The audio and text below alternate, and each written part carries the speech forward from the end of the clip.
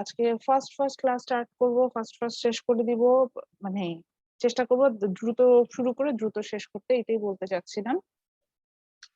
Officially this is online class of 9। আমরা ইনশাল্লাহ আরো 3টা ক্লাস পাবো, 3টা না আরো 2টা ক্লাস তো অবভিয়াসলি পাবো before Eid, and after Eid I don't know how many class we are going to get.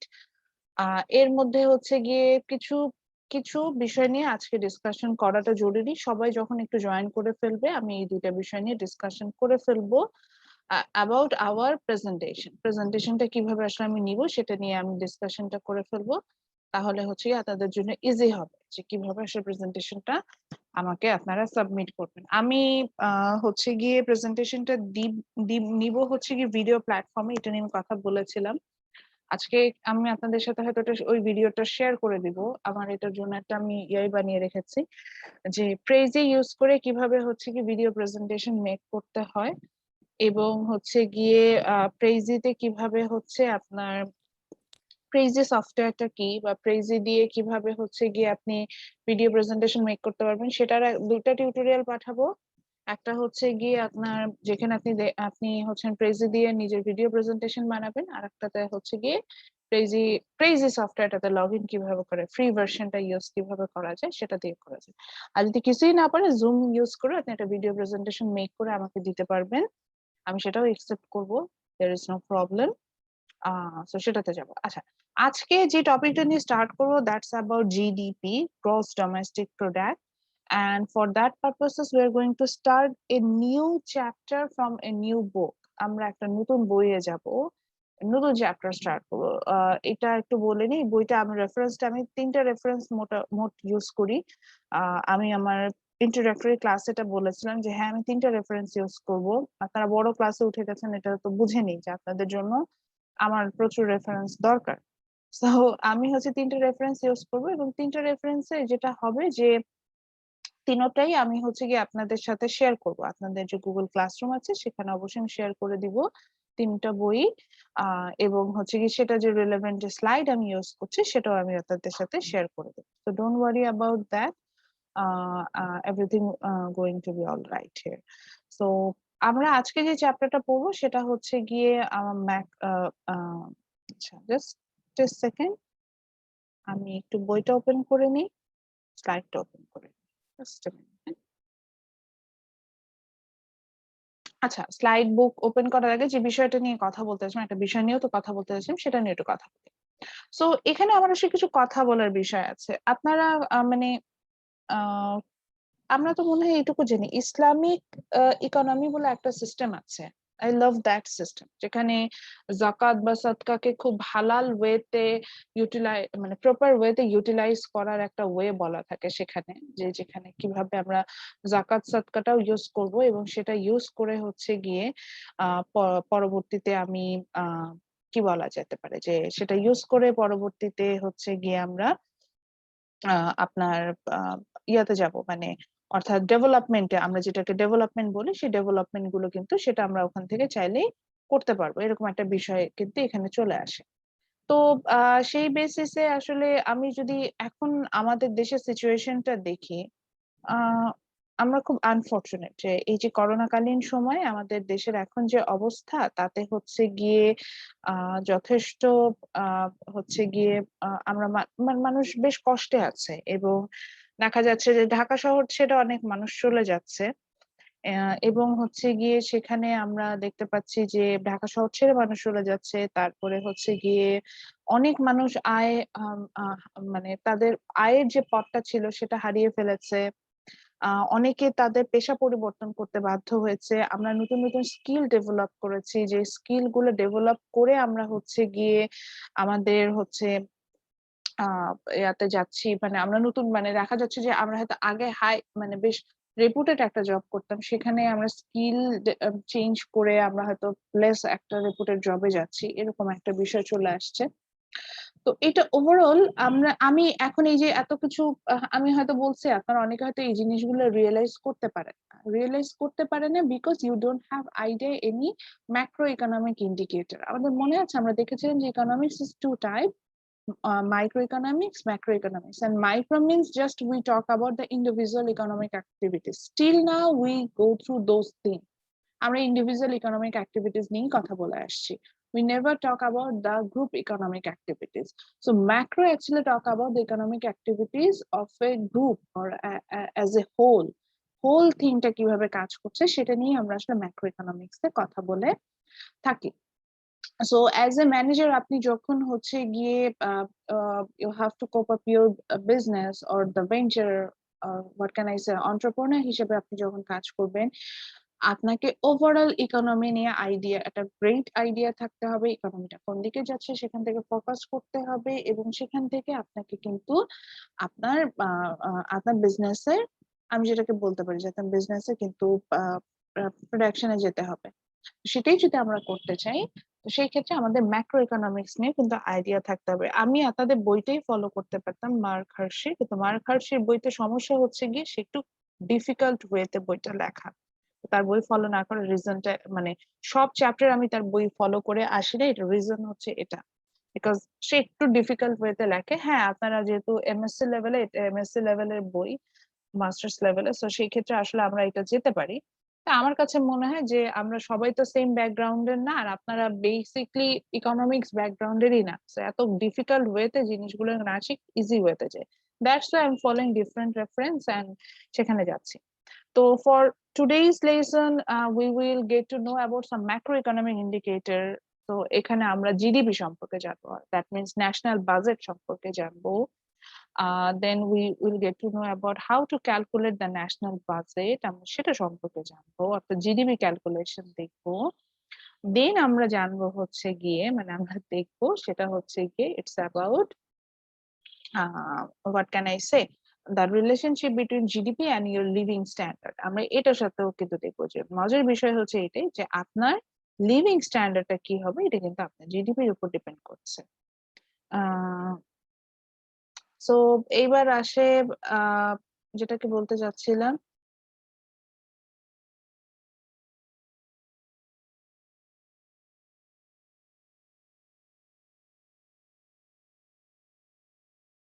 তো যেটা বলতে চাচ্ছিলাম সেটা হচ্ছে কি যে আমরা এই বইটা থেকে আমরা এটার জন্য আমাদের আগের বইটা ফলো করবো না, ওইটা হচ্ছে কি মাইক্রো ইকোনমিক্স অর্থাৎ ইন্ডিভিজুয়াল ইকোনমিক অ্যাক্টিভিটিস নিয়ে আলোচনা করা।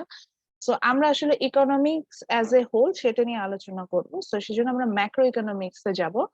তো ম্যাক্রো ইকোনমিক্স এ এই বইয়ের আমরা দুটো চ্যাপ্টার পড়বো, চ্যাপ্টার 4 এই যে একই রকম চ্যাপ্টার 4-5, চ্যাপ্টার 4-5 এ যাবো। ইন চ্যাপ্টার 4 আমার খুব পছন্দের চ্যাপ্টার, কেন পছন্দ সেটাও দেখাই দিচ্ছি। দেখেন কি সুন্দর একটা ছেলে দেখা যাচ্ছে। আচ্ছা যাই হোক, আসলে চ্যাপ্টারটা পছন্দ হচ্ছে কি আমি basically GDP GNP growth rate এগুলো নিয়ে স্টাডি করতে পছন্দ করি, that's it's one of my favourite chapter, আমি এটা পছন্দ করি। তো আমরা এই চ্যাপ্টারটা সম্পর্কে পড়বো যেখানে আমরা হচ্ছে গিয়ে মেজারিং এই যে দেখেন পার্ট 2 যেটা আমরা এই বইতে পড়ছি মনিটরিং ম্যাক্রো ইকোনমিক পারফরমেন্স। আমরা ম্যাক্রো ইকোনমিক যে ইন্ডিকেটর গুলো আছে এগুলা পারফরমেন্স গুলো থেকে কিন্তু মানে কি বলা যায় ফরকাস্ট করা শিখবো আমরা, ফিউচারে কি হতে পারে সেটা সম্পর্কে জানা শিখবো। সো ফর দ্যাট পারপাসেস আমাদের কিন্তু ইন্ডিকেটর গুলো সম্পর্কে জানাটা খুবই জরুরি।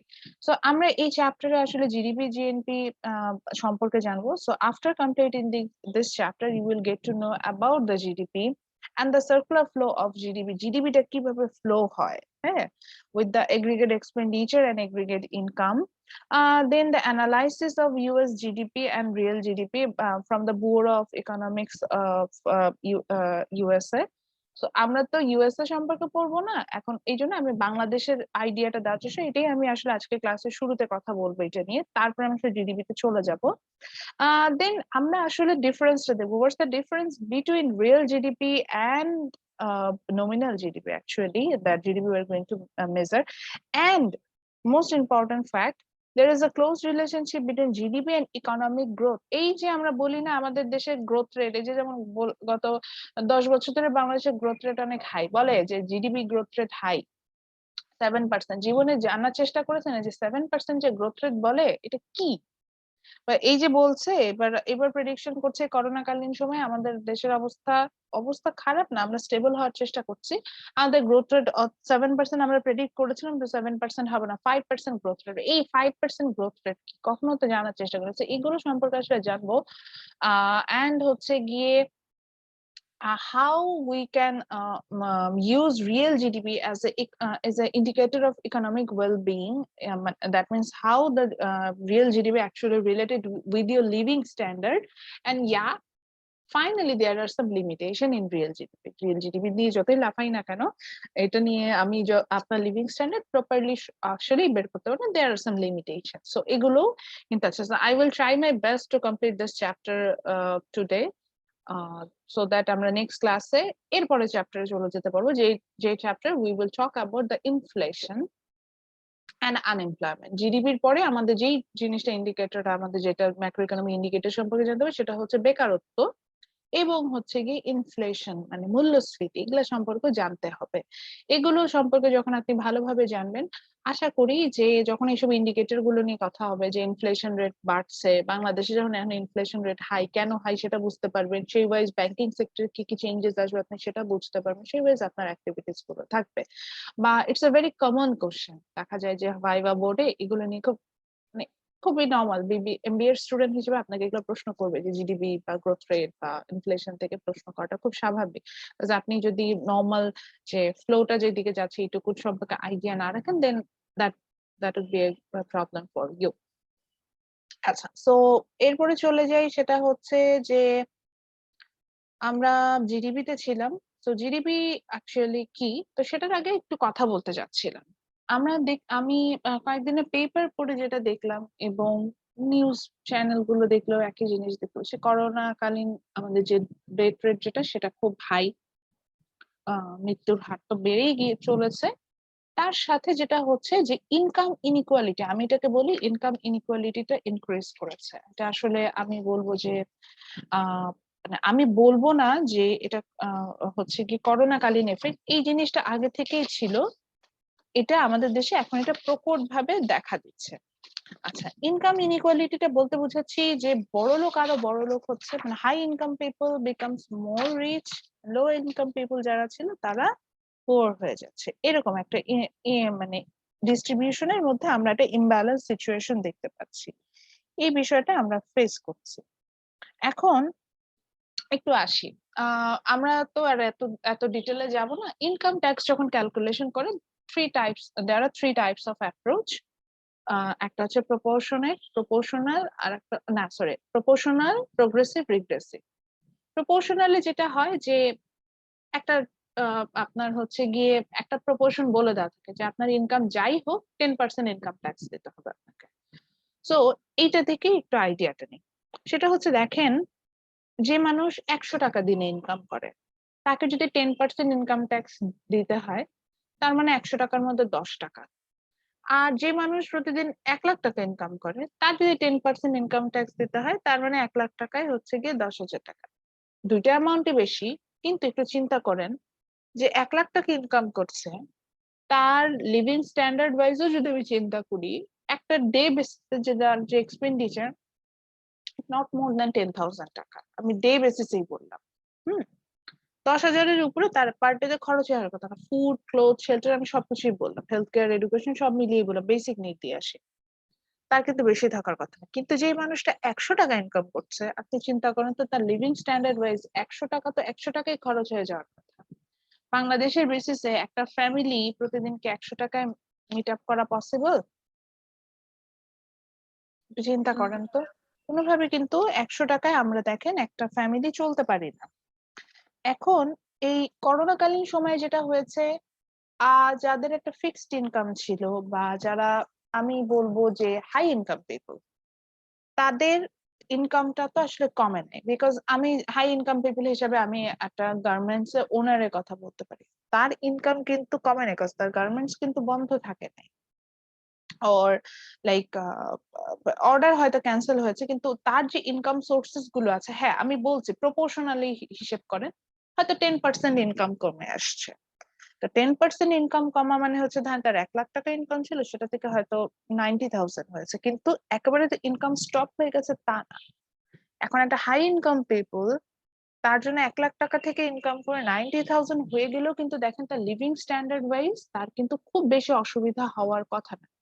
এবং আরো আসি করোনাকালীন সময়, করোনা আমাদেরকে কিন্তু এটা দেখিয়েছে যে আমরা কতটা আননেসেসারি গুডস কনজিউম করি। আমি আমার কথাই বলি, বিলিভ করেন আমি কত 1.5 বছর না হয় 1 বছর তো ওয়ার্ক ফ্রম হোম করছি। এর আগে পর্যন্ত তো রেগুলার বেসিস প্রতিদিন অফিসে যেতে হয়।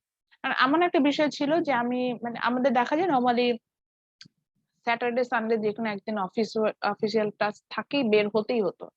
উইকে একদিনই আমি হয়তো বাসায় থাকতাম। ওই একদিন বাসায় থাকতাম খুব অস্থির হয়ে যেতাম, মনে হতো বের হওয়া দরকার, এটা করা দরকার, অ্যাটলিস্ট একটা রেস্টুরেন্টে যেতাম, এরকম বাইরের প্রচুর ফুড কনজিউম করতাম। করোনাকালীন সময় এসে আমি নিজেই নোটিস করলাম আসলে আমার এগুলো দরকার নাই। মানে লাইক আমার লাস্ট কয়েকদিন আগে একবার মনে হলো পিৎজা খাবো, ঠিক আছে খাবো, এতটুকুই। মানে আগে যেটা হতো এটা একটা ক্রেভিং এর পর্যায়ে চলে যেত যে না খেতেই হবে, এনি হাউ খেতে হবে, পার্সেল নিয়ে আসতে হবে, আর ফুড প্যান্ডাতে অর্ডার করছি, টেক অ্যাওয়ে নিয়ে আসি, কিছু না কিছু একটা করছি। মনে হলো আমি খেতে হবে, মানে মনে এই যে মানে এটা একটা আননেসেসারি কনজিউম, আমি যেটাকে বলতে পারি, যেটা আরো একটা যদি ইকোনমিক্স ভাষা বলতে পারি, এটা একটা ব্যাড, মানে গুড না, ব্যাড বলে যে প্রোডাক্ট গুলো আমাদের হেলথের জন্য ভালো না, এগুলোকে আমরা ব্যাড হিসেবে দিই। সেটা একটা ব্যাড। আমার কিন্তু এটা যে খুব বেশি কনজিউম করা জরুরি তাও কিন্তু না। তো এইভাবে এই যারা হচ্ছে হাই ইনকাম পিপল, আমি আমাকে হাই ইনকাম পিপল বলছি না, আমি জাস্ট আমাকে যেটা এক্সাম্পল দিচ্ছি, ঠিক একইভাবে আমি আরো কিছু এক্সাম্পল পেয়েছি। যেমন আমার কিন্তু আমি গত 1 বছরে কোনো পোশাক কিনি নাই। মানে এই যে ফেসবুক, ছেলেরাও কিছু জানার কথা, মেয়েরা তো আরো বেশি জানবেন। লিজা ফেসবুক ওপেন করলে কি দেখতে পারে, আপ্পিরা ড্রেসটা দেখেন তো খালি হচ্ছে গিয়ে লাইভ লাইভ লাইভ, ঠিক আছে? আমার জি এসব ম্যাম। আনফলো করা, রেস্ট্রিক্ট করা, রেস্ট্রিক্ট তো করা যায় না, আনলাইক করা, আনফলো করা, তারপরে ওই যে বুস্টিং এর কারণে চলে আসে। তো এই আপ্পিরা যে লাইভ গুলো করে, যে ড্রেস গুলো সেল করে, টু বি ভেরি অনেস্ট, আগে তো আমিও কিনতাম, আমারও মনে হতো যে ওই মার্কেটে যে কেনার থেকে অনেক টাইম খরচ হয়, তার থেকে কিনে ফেলি। তো 1 বছর আমি কোনো ড্রেস কিনি না, বিকজ আমার তো বাইরেই যেতে হচ্ছে না। আমার এভাবে পোশাক, বাসায় পরা পোশাক হলেই হচ্ছে ফার্স্ট অফ অল।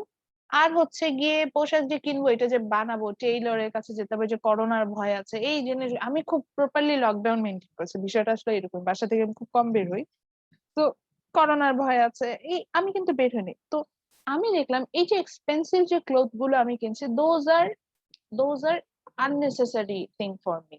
লাইক আমি যে এই এক্সপেন্সিভ ক্লোথ কিনতাম, কেন কিনতাম? ধরেন আমি একটা ড্রেস 2000 কিনতে পারি, 5000 টাকা দিয়ে কিনতে পারি, যাই কিনি না কেন, আমার ফাইনালি এটা ডেস্টিনেশন কি, আমি এটা পুরো বাহিরে যাবো, অফিসে যাবো, ফ্রেন্ডসদের সাথে দেখা করতে যাবো, বা কোনো সোশ্যাল গ্যাদারিং এ যাবো, দ্যাটস ইট। আমার এগুলো কোনোটাই হচ্ছে না। সো আই ডোন্ট নিড, আহ, আমার I don't need new dresses না। এন্ড যা আছে এটাতেই হয়ে যাচ্ছে। এবং আমি এই সময় রিয়েলাইজ করলাম যে আমার বাইরে পড়তে যাওয়ার প্রচুর পোশাক আছে। এই যে মেয়েরা বলে না, মেয়েরা বাইরে যাওয়ার আগে খুঁজে পায় তার কোনো পোশাক নেই। আমি করোনাতে বসে বসে দেখলাম যে আমার বাইরে পড়তে যে বললাম না পোশাক কিনছি না, কারণ আমি দেখলাম যে আমার তো পোশাক আছে, আমার নতুন করে কেন পোশাক লাগবে? আমি দেখলাম প্রচুর পোশাক আছে, পোশাক না শুধু, সেটার সাথে ম্যাচ করে জাঙ্ক জুয়েলারি থেকে শুরু করে এভরিথিং আই হ্যাভ, দরকার নাই। কিন্তু যদি আমি এই সময় বের হতাম, তাহলে দেখা যেত এই আননেসেসারি স্পেন্ড গুলো করতাম।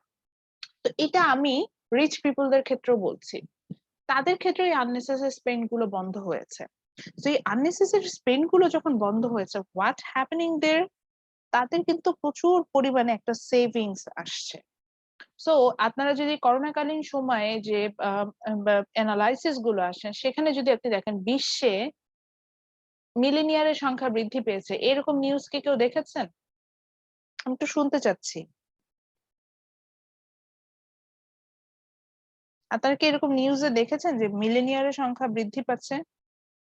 গত 1 বছরে মিলেনিয়ারের সংখ্যা বৃদ্ধি পেয়েছে, ইভেন বাংলাদেশে বৃদ্ধি পেয়েছে। না ম্যাম। মানে না ম্যাম, কোটিপতির এরকম সংখ্যা, কোনো কোটিপতির সংখ্যা, না দেখা হয়নি। ট্যাক্স পেয়ারদের সংখ্যা, এগুলো কিন্তু বৃদ্ধি পেয়েছে। তো এটা আসলে কেন বৃদ্ধি পাচ্ছে, আমি রিজনটাই বলেই দিলাম, যে রিজনিংটাই হচ্ছে এরকম যে আমি যারা আমরা যারা হাই ইনকাম পিপল বা যারা কনসিডার করে আমরা হাই ইনকাম পিপল, তারা হচ্ছে গিয়ে আননেসেসারি যে কনজাম্পশন গুলো সেগুলো স্টপ হয়ে গেছে, যেটুকু খরচ করলে না শুধুমাত্র আমরা সেই স্পেন্ডিং এ যাচ্ছি, তো আমাদের প্রচুর পরিমাণে সেভ হচ্ছে। সো প্রচুর পরিমাণে যখন সেভ হবে, যে একটা পার্সন যে ধরেন বাহিরে যে প্রচুর রেস্টুরেন্টে খাচ্ছিল সেগুলা স্টপ করেছে, লাইক উবার রাইড নিত প্রচুর, সেগুলো তাকে কমাতে হয়েছে। দেন হচ্ছে গিয়ে আননেসেসারি যে ক্লোথ ওর লাইক ভ্যাকেশন এগুলো নিত। আমার একটা বড় খরচ হয়ে যেত ভ্যাকেশনে, আমি মানে টাকা আমার কিছু হলেই বাস, আর কোনো কথা নেই, একটা ভিসা লাগায় চলে যেতাম, এটাই হচ্ছে আমার বিষয় ছিল। এগুলো কোনো কিছু আমি করি না, আমি জাস্ট আমাকে দিয়ে এক্সাম্পল দিলাম। আমি এরকম আমার, আমি যাদের হাই ইনকাম পিপল হিসাবে যাদের, যে এরকম অনেককে আমি চিনি যারা এগুলো কিছু করতে পারেন। সো এগুলো কিন্তু আননেসেসারি কনজাম্পশন। আমার নেসেসারি হচ্ছে কি ফুড, ক্লোথ, শেল্টার, এই তিনটা হলেই হয়ে যায় মেইনলি। এর বাইরে যাই করবো সেটাই আননেসেসারি। এই আননেসেসারি কনজাম্পশন গুলো হয়নি, তো যখন আননেসেসারি কনজাম্পশন গুলো হচ্ছে না, আমি একটা ভালো অ্যামাউন্ট সেভ করেছি। মানে যারা রিচ পিপল তারা একটা ভালো অ্যামাউন্ট সেভ করেছে। সো এই যে রিচ পিপল যারা, তারা কিন্তু তাদের ইনকাম সোর্স কমেছে, কিন্তু প্রপোর্শনেটলি, যে বললাম 10% কমেছে, 10% কমাটা তার জন্য কোনো বিষয় না। কিন্তু যেই টাকাটা তারা পাচ্ছে 90,000, এই 90,000 এর মধ্যে ম্যাক্সিমাম টাকাই তারা ইউটিলাইজ করছে প্রপার ওয়েতে, যে টাকাটা আননেসেসারি পারপাসে স্পেন্ড করতো সেটা করছে না। এখন আসি গরিবের কথা, যারা লো ইনকাম পিপল, তাদের কি হচ্ছে, তারাও তো এই 10% তাদের ইনকাম কমে গেল, তাহলে 90 টাকা। এখন চিন্তা করেন, যে মানুষের 90 টাকা পার ডে ইনকাম করে, সে কত টাকায় খাবে আর কত টাকায় সেভ করবে? এবং করোনাতে দেখা যাচ্ছে একদিন ইনকাম হচ্ছে আর একদিন হচ্ছে না, তার পক্ষে মানে সার্ভাইভ করাটা কতটা ডিফিকাল্ট, এটাই হচ্ছে গিয়ে এখানে ফ্যাক্টর। এই কারণে আসলে আমি খোলা চোখে বলতে পারি যে বাংলাদেশে করোনার জন্য সবচেয়ে বড় যে প্রবলেমটা হয়েছে সেটা হচ্ছে ইনকাম ইনইকুয়ালিটিটা, যেটা অর্থাৎ আহ, আয় বৈষম্য যেটাকে আমরা বলছি বাংলায়, সেটা অনেকাংশে বৃদ্ধি পেয়েছে, অনেকাংশে বৃদ্ধি পেয়েছে। প্রচুর দেখা যাচ্ছে যে ধনী আরো ধনী হচ্ছে, গরিব আরো গরিব হচ্ছে, এই বিষয়টা আমাদের মধ্যে খুব বেশি দেখা যাচ্ছে। সো আমি যেটা আপনাদেরকে মানে এটা থেকে বলবো, তো এটা ক্যালকুলেশন করার ওয়েটা হচ্ছে গিয়ে আমরা আমাদের ন্যাশনাল বাজেট থেকে কিছুটা আইডিয়া পাই, ন্যাশনাল বাজেটের গ্রোথ রেট থেকে কিছুটা আইডিয়া পাই। ন্যাশনাল বাজেট ওয়াইজ হচ্ছে গিয়ে আমাদের লিভিং স্ট্যান্ডার্ডে ডিপেন্ড করে। খুব নর্মাল থিং, আমরা একটা প্রিন্সিপালেই পড়ে আসছিলাম যে একটা দেশের লিভিং স্ট্যান্ডার্ড ডিপেন্ড করে হচ্ছে it's total production of goods and services. So total production of goods and services means your GDP, gross domestic product. So এই যে জিডিপি, গ্রোস ডোমেস্টিক প্রোডাক্ট, এটা সম্পর্কে আমরা আজকে জানবো, এবং দেন আমরা আসলে ফাইন্ড আউট করার চেষ্টা করবো যে কেন জিডিপির সাথে সাথে আমার লিভিং স্ট্যান্ডার্ডটা ডিপেন্ড করে। So for that purposes, I'm going to share another slide with you. This is our PDF file, and বইটা আপনাদের গুগল ক্লাসরুমে দিব। সো এই চ্যাপ্টারে আমরা এটা নিয়েই পড়বো। চ্যাপ্টার বইটা একটু দেখে আসি। আমরা প্রথমে গ্রোস ডোমেস্টিক প্রোডাক্ট সম্পর্কে জানবো। Then there are some component of from the definition of GDP. So প্রত্যেকটা component বোঝার চেষ্টা করবো, what is that? দেন হচ্ছে কি আমরা একটা সার্কুলার ফ্লো দেখবো, সেটা দেখবো যে জিডিপি মানে একটা দেশের GDP it's total expenditure and total income এর ইকুয়াল। সো সেটাতে আমরা যাব। সো টোটাল এক্সপেন্ডিচার, টোটাল না বলে এটা ইকোনমিক্স এই টার্মটাকে নিয়ে আসা হচ্ছে এগ্রিগেট, এই টার্মটা দিয়ে। Aggregate GDP is equal to the flow of aggregate expenditure and aggregate income, সেটা সম্পর্কে জানবো। দেন আমরা there are two types of GDP, real GDP and nominal GDP. So আমরা যেটা ক্যালকুলেশনে যাব, বইয়ে এটা ক্যালকুলেশন খুবই পচা ভাবে দেওয়া আছে। সো এটা আমরা হচ্ছে নিজেরাই ক্যালকুলেশন করা শিখবো, এইটুকু পর্যন্ত আজকে ইনশাল্লাহ আমরা শেষ করব।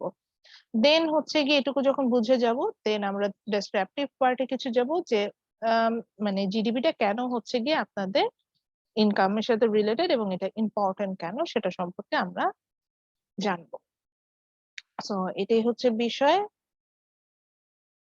মিনিট, আমরা আমাদের স্লাইডটাতে চলে যাচ্ছি। সেম একটা স্লাইড মেক করেছি, এই চ্যাপ্টারের স্লাইড।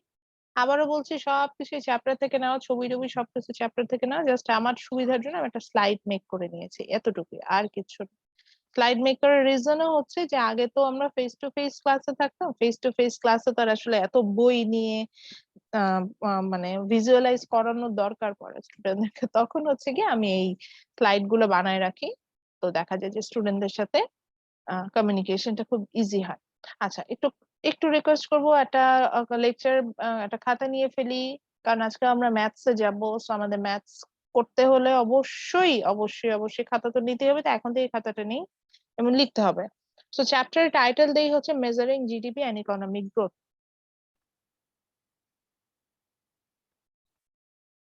খাতার উপরে টাইটেল দিয়ে রাখি, তাহলে আমরা বুঝতে পারবো যে আমরা কোথা থেকে পড়ছি। চ্যাপ্টার 4, এটা আমরা যেটা পড়ছি এটা হচ্ছে পার্কিনের ম্যাক্রো ইকোনমিক্স বাই পার্কিন, বুকটার name. So first of all, you will get to know about the GDP. What is GDP? আমি গগ বাধার ডেফিনেশনটা বলি। GDP means the market value of goods and services produces within a country within a given period of time. More specifically, the time is 1 year. Okay. So বাংলায় কি বলছি? Gross domestic product, মোট দেশজ উৎপাদন। So gross domestic product is the market value of, অর্থাৎ যে বাজার দরে the final goods and services produces within a country in a given period of time, অর্থাৎ এক বছরে একটি দেশে যে পরিমাণ পণ্য এবং সেবা সামগ্রী তৈরি হয়, তার যে ফাইনাল মানে তার যে বাজার দর, তার যে ফাইনাল যে ভ্যালুটা আমরা যেটা পাচ্ছি, সেই টোটাল ভ্যালুটাকে আমরা বলছি গ্রস ডোমেস্টিক প্রোডাক্ট। অর্থাৎ যদি বাংলাদেশের বেসিস এক্সাম্পল দিতে যাই, তাহলে বাংলাদেশে এক বছরে যে পরিমাণ পণ্য এবং সেবা সামগ্রী তৈরি হয়, সেটার মূল্যকে আমি বলবো হচ্ছে গিয়ে বাংলাদেশের জিডিপি ও গ্রস ডোমেস্টিক প্রোডাক্ট। এবং একটা দেশের জিডিপি যত হাই, এখনই ওই প্রিন্সিপালটা ব্যাখ্যা দিচ্ছি, একটা দেশের জিডিপি যত হাই তার মানে হচ্ছে কি আমি তত বেশি প্রোডাক্ট প্রডিউস করেছি। আচ্ছা, তত বেশি প্রোডাক্ট তো প্রডিউস তো আমরা তখনই করবো যখন প্রোডাক্ট গুলো সেল হচ্ছে, তার মানে আমার সেই পরিমাণ ডিমান্ড আছে। সেই পরিমাণ ডিমান্ড থাকার মিনিং কি? তার মানে আমার কেনার মতো অ্যাবিলিটি আছে, আমার পারচেজিং পাওয়ার আছে। which means আমি পারচেজিং পাওয়ার মানে আমার সেই পরিমাণ ইনকাম আছে, তাহলে ইনকাম হাই মানে আমার লিভিং স্ট্যান্ডার্ডও হাই। সো একটা দেশের জিডিপি বেশি হলে অর্থাৎ যে বাজেটের সাইজ বড় হলে আমরা ধরে নেই সেই দেশটা হচ্ছে রিচ কান্ট্রি, এবং যত বেশি মানে develop country, my mistake. And এটার জিডিপি যত হাই হয় তত লিভিং স্ট্যান্ডার্ড হাই হওয়ার কিন্তু আমরা চিন্তা করে থাকি। For example, according to the size of GDP or the size of budget, we are 42 large economic country, which means আমি যদি লিভিং স্ট্যান্ডার্ড ওয়াইজ চিন্তা করি, তাহলে হোল ওয়ার্ল্ডে আমার লিভিং স্ট্যান্ডার্ড হচ্ছে গিয়ে 42 নম্বরে আমরা আছি। আচ্ছা, এটা একটা বেসিক কোশ্চেন ম্যাডাম, আমি আসলে লিভিং স্ট্যান্ডার্ডই বুঝছি না, what is this? Living standard means how the qualityful goods and services you are consuming. Like আপনি যেই হেলথ কেয়ারটা পাচ্ছেন, এটা কতটা কোয়ালিটিফুল, কোয়ালিটিটা কেমন? লিভিং স্ট্যান্ডার্ড যত হাই হবে, এটার কোয়ালিটি তত বেটার হবে। লাইক বাংলাদেশে আপনি এই ডিফারেন্সটা নিশ্চয় আমরা অনেকেই বুঝি। বাংলাদেশে যে কোয়ালিটির ফুড পাওয়া যায়, অবভিয়াসলি ইউএসএ তে তার থেকে ভালো কোয়ালিটির ফুড পাওয়া যায়। বা ইউএসএ তে যেয়ে দেখবেন যে ধর লাইক রাইস, আমরা চালটা জাস্ট র নিয়ে আসছি বাজার থেকে। ইউএসএ তে গেলে আপনি কি পাবেন? দেখবেন প্যাকেটজাত, মানে সেটা ম্যানুফ্যাকচার, এবং জিনিসটা এমন সেটাকে আপনার ওয়াশও করতে হবে না, আপনি জাস্ট ওটাকে আহ ওভেনে দিয়ে দিবেন, এটা ভাত হয়ে যাবে। বিষয়টা অনেকটা এরকম থাকে।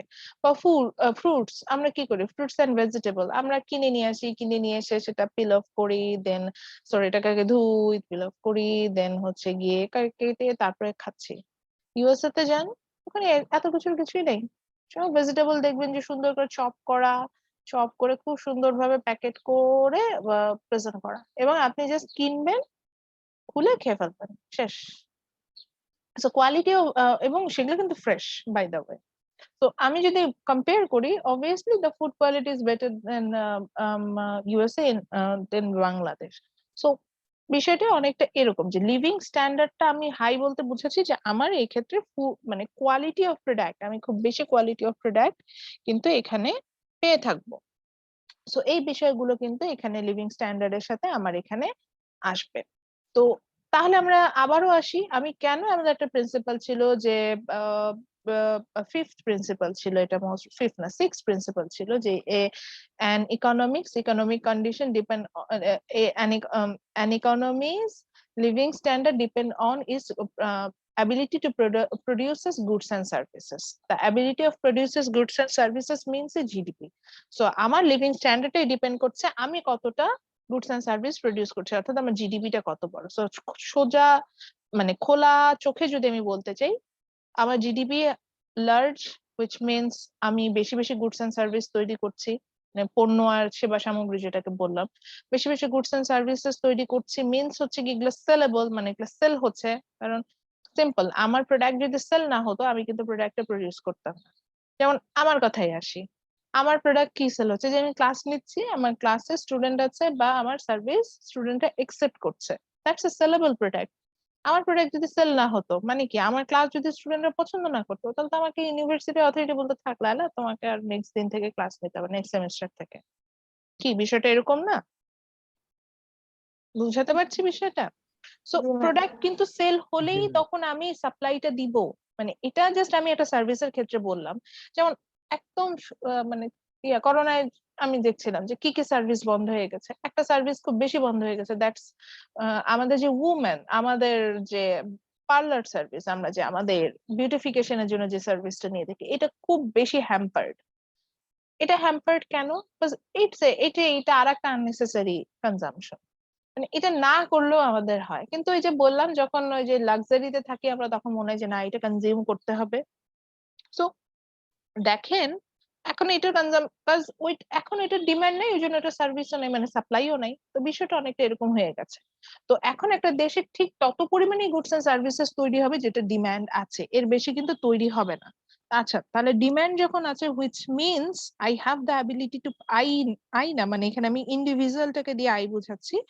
So I have the ability to purchase them, that means I have that purchasing power priority.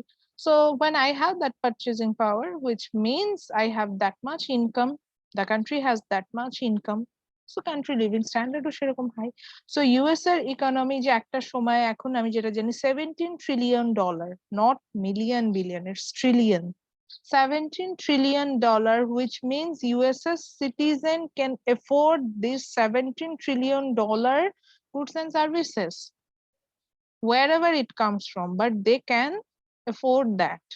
বাংলাদেশে জিডিপি সাইজ হচ্ছে গিয়ে বর্তমানে 5,91,000 কোটি টাকা। তার মানে বাংলাদেশে যে 18 কোটি জনগণ আছে, মতান্তর এটা 20 কোটি বলে, আমি 18 কোটি ধরে নিচ্ছি। বাংলাদেশে যে 18 কোটি জনগণ আছে, তারা সবাই মিলে এই 5,91,000 কোটি টাকার প্রোডাক্ট কেনার অ্যাবিলিটি রাখে। 1-2 টাকা বলি নে, 5,91,000 কোটি টাকা। আচ্ছা, যারা হিসাব বুঝতে পারছেন না, আমি নিজে হিসাব করেছিলাম একদিন, যে আমি যদি সৎ থাকি, একদম হালাল ইনকামে চিন্তা করি, যা বেতন পাই মাশাআল্লাহ, হ্যাঁ, এই বেতন দিয়ে কি আমি জীবনে একটা ফ্ল্যাট কিনতে পারবো? আমি হিসাব করে দেখলাম কিনতে পারবো না। সারা জীবনে আমি 1 কোটি সামথিং টাকা ইনকাম করবো, মানে 2 কোটিও না, সেটা 2 কোটি টাকাও ইনকাম হবে না হালাল ইনকামে যদি এই প্রফেশনে, যে প্রফেশনে এখন আছে, এই প্রফেশনেই যদি থাকে। That's the thing. আমি মানে উত্তরাধিকার সূত্র বা আদার্স জিনিসগুলো বাদ দিয়েছি। সো 100 টাকায় তো 100 টাকা তো বুঝি, 100 টাকা ইনকাম করা অনেক ডিফিকাল্ট। সো 1 লাখ টাকা এরকম, যখন 100 টাকাকে আমি 10 টাইমস করবো, 1,000 টাকা হবে। এভাবে 1,000 কে যখন আমি 100 টাইমস করবো, সেখান থেকে হচ্ছে গিয়ে 1 লাখ হবে। সরি, হ্যাঁ ঠিকই তো বলছে, 100 টাইমস করবো, সেখান থেকে 1 লাখ হবে। ঠিক এরকম 1 লাখকে যখন আমি 100 টাইমস মাল্টিপ্লাই করব, দেন আমি পাবো হচ্ছে গিয়ে 1 crore টাকা। It's a huge amount. 1 crore টাকা যদি কারোর থাকে, সে সারা জীবন বসে খেতে পারবে। 1 crore টাকার জাস্ট হচ্ছে কি, যদি কোনো ব্যাংকে বা একটা দুটা ব্যাংকে যদি সে সেটা সেভ করে রাখে, সেখান থেকে যে মান্থলি যে সে যে ইন্টারেস্ট পাবে, সেটা দিয়ে সারা জীবন বসে খাওয়া যায়। মানে এরকম হচ্ছে বিষয়, আপনাকে আর কিছুই করতে হবে না। 1 কোটি টাকা কেন, 50 লাখ টাকা থাকলেই পসিবল। সো সেখানে আমি বললাম কি, 1 কোটি না, 2 কোটি না, 5,91,000 কোটি টাকা আমাদের বাজেটের সাইজ। বুঝাতে পারছি কত বড় আমাদের জিডিপি সাইজটা? তার মানে বাংলাদেশে এই 18 কোটি মানুষ যে আছে, তারা এটা এফোর্ড করতে পারে। এবং আমি বিলিভ করি, ইয়েস, এটার জিডিপিটার সাইজ আরো বেশি। বিকজ অনেক ব্ল্যাক ইকোনমি আছে, অনেক টাকা ওই যে আমরা বালিশ তোষক বানায় রেখে দিচ্ছি, সেগুলো তো আসেই না ক্যালকুলেশনে। জিডিপি সাইজ যদি এত বড়ই না হতো, আমাদের দেশে এত জ্যাম হতো না, এত প্রাইভেট কার আমরা হচ্ছে গিয়ে বাজারে, সরি আমরা রোডসে দেখতে পেতাম না। এত মানে বাজারে গেলে আপনি দেখবেন যে মানুষের কেনাকাটার হিড়িক লেগে গেছে, এত মানুষ থাকতো না, বিকজ উই ক্যান এফোর্ড ইট। এত হাই রাইজ বিল্ডিং ঢাকা শহরে আসতো না, ঢাকা সিটি কেন, ঢাকা সিটির বাহিরে যে সিটি গুলো আছে সেখানেও জানো এত হাই রাইজ বিল্ডিং কোথা থেকে আসছে। এত ঢাকা এত এক্সপান্ড কেন করছে, ঢাকার বাহিরে এই যে তার যদি পার্মানেন্ট ক্যাম্পাস ওইদিকে থাকেন, ওই দিকটা দেখেন কি পরিমাণ ডেভেলপ হচ্ছে, কেন হচ্ছে? Because people purchase those land, they can afford that. Simple কথা, আমি এফোর্ড করতে পারছি, অনেক মানুষ এফোর্ড করতে পারছে, আমার অ্যাবিলিটি বাড়ছে, মানে লিভিং স্ট্যান্ডার্ড ওরকম হয়ে গেছে। তো এটাই বলতে চাচ্ছিলাম। তাহলে আচ্ছা, আমাদের আমাদের টপিক থেকে দূরে সরে যাচ্ছি। তো তাহলে জিডিপি ডেফিনেশনটা যদি আমরা টাইটেল দিই, আমরা জাস্ট ইনিশিয়ালটা নিয়ে আমরা এটাকে জিডিপি দেই, জিডিপি। তো তাহলে জিডিপির ডেফিনেশনটা যদি একটু নোটিস করি, তাহলে দেখেন প্রথম যে কি পয়েন্টটা আমাদের চোখে এসে পড়লো, GDP is the market value. তাহলে প্রথম কি পয়েন্ট যেটা আমাকে হিট করলো, মার্কেট ভ্যালু কি এটা সম্পর্কে জানতে হবে। আচ্ছা, তারপরে বললো হচ্ছে কি of the final goods and services. তাহলে সেকেন্ড যে কি পয়েন্ট যেটা আমাকে হিট করলো, that is final goods and services, then produces within a country. Third key point, that is within a country. And the fourth point is given period of time. Okay. So তাহলে আমরা প্রত্যেকটা point বুঝে আসি। So first thing is market value. What is market value? মনে আছে আমরা last ক্লাসে কি পড়ছিলাম, ডিমান্ড সাপ্লাই নিয়ে? মনে আছে না, খেয়ে ফেলছেন সবাই? আহারে, ডিমান্ড সাপ্লাই খেয়ে ফেলছেন, মনে নাই? ম্যাম কি বলছেন বুঝিনি। লাস্ট ক্লাসে আমরা কি পড়েছি? লাস্ট ম্যাম ক্লাসে demand curve, shift in demand curve, supply পড়েছে না? ল অফ সাপ্লাই পড়েছি ম্যাম। হ্যাঁ, তারপরে হচ্ছে গিয়ে সেটার মধ্যে ব্যালেন্স দেখেছি না, 15 ডিমান্ড এন্ড জি সাপ্লাই ম্যাম, যে ব্যালেন্সিং পয়েন্ট, ইকুইলিব্রিয়াম, যেটা ইকুইলিব্রিয়ামটা জি ম্যাম, যখন জি পড়াচ্ছিলাম আমি মনে আছে এটা বলেছি যে equilibrium is the market price. Actually equilibrium থেকে আমরা যে প্রাইসটা পাই এটাকে আমরা মার্কেট প্রাইস বলি। জি তো ম্যাম। মার্কেট ভ্যালুটাই যেটা, সেটাই হচ্ছে মার্কেট প্রাইস। সো ওই যে আমাদের যে ডিমান্ড আছে এবং মার্কেটে আমি যে সাপ্লাইটা পাচ্ছি, from the balancing point we get the equilibrium price, that's our market price. So আমরা যখনই একটা প্রোডাক্ট, আমরা যখন জিডিপি ক্যালকুলেশনে যাব, স্পেশালি একটা প্রোডাক্টের মার্কেট ভ্যালুটা বের করবো, এবং মার্কেট ভ্যালুটা কোথা থেকে পাবো, এর ইকুইলিব্রিয়াম পয়েন্ট থেকে, অর্থাৎ এর যে ডিমান্ড আছে টোটাল এবং যে সাপ্লাই আছে সেটা ব্যালেন্সিং পয়েন্ট থেকে পাবো। আপনি বললেন মিস প্রত্যেকটার কি আমাদের যেতে হবে? হ্যাঁ। ফর এক্সাম্পল আপনি একটা সেল ফোনের মার্কেট ভ্যালু বের করছেন, এর মার্কেট ভ্যালুটা কিন্তু আসলে ডিপেন্ড করে হচ্ছে গিয়ে ওর ডিমান্ড এবং সাপ্লাই ব্যালেন্সিং পয়েন্ট থেকে। যেমন আমরা একটা জিনিস জানি যে আইফোন, আইফোন অনেক এক্সপেন্সিভ না? অনেক এক্সপেন্সিভ। আপনি বাংলাদেশে এত নাই, বাংলাদেশে বাহিরে যান, ম্যাক্সিমাম পিপলের হাতে আপনি আইফোন দেখবেন, বিকজ আইফোনের ডিমান্ড ওয়ার্ল্ড ওয়াইডই এরকম। ওয়ার্ল্ডে যত সেলফোন এখন পর্যন্ত স্মার্টফোন সেল হয়, তার 60% হচ্ছে আইফোন ব্র্যান্ডের, আর বাকি যে ব্র্যান্ড গুলো আছে সেগুলা মিলে বাকি 40% সেল হয়। তো সেই প্রোডাক্টের তো দাম এরকমই হবে এবং সেটার পারফরমেন্সও সেরকম। সো সে কারণে সেটা প্রাইসও বেশি, ডিমান্ড যেমন বেশি, ডিমান্ড যখন আপওয়ার্ড স্লোপিং, খুবই স্টিপার একটা আপওয়ার্ড স্লোপিং কার্ভ, সাপ্লাইটাও সেভাবে একটা খুব steeper upward sloping curve, that's why the price level is high. Whatever it is, যখন আমি মার্কেট ভ্যালুর কথা বলছি, market value means the equilibrium price, and we can find out the equilibrium price from the balancing point of demand and supply. Okay, the second key point from the definition of GDP is final goods and services. So কথা হচ্ছে final goods and services কি?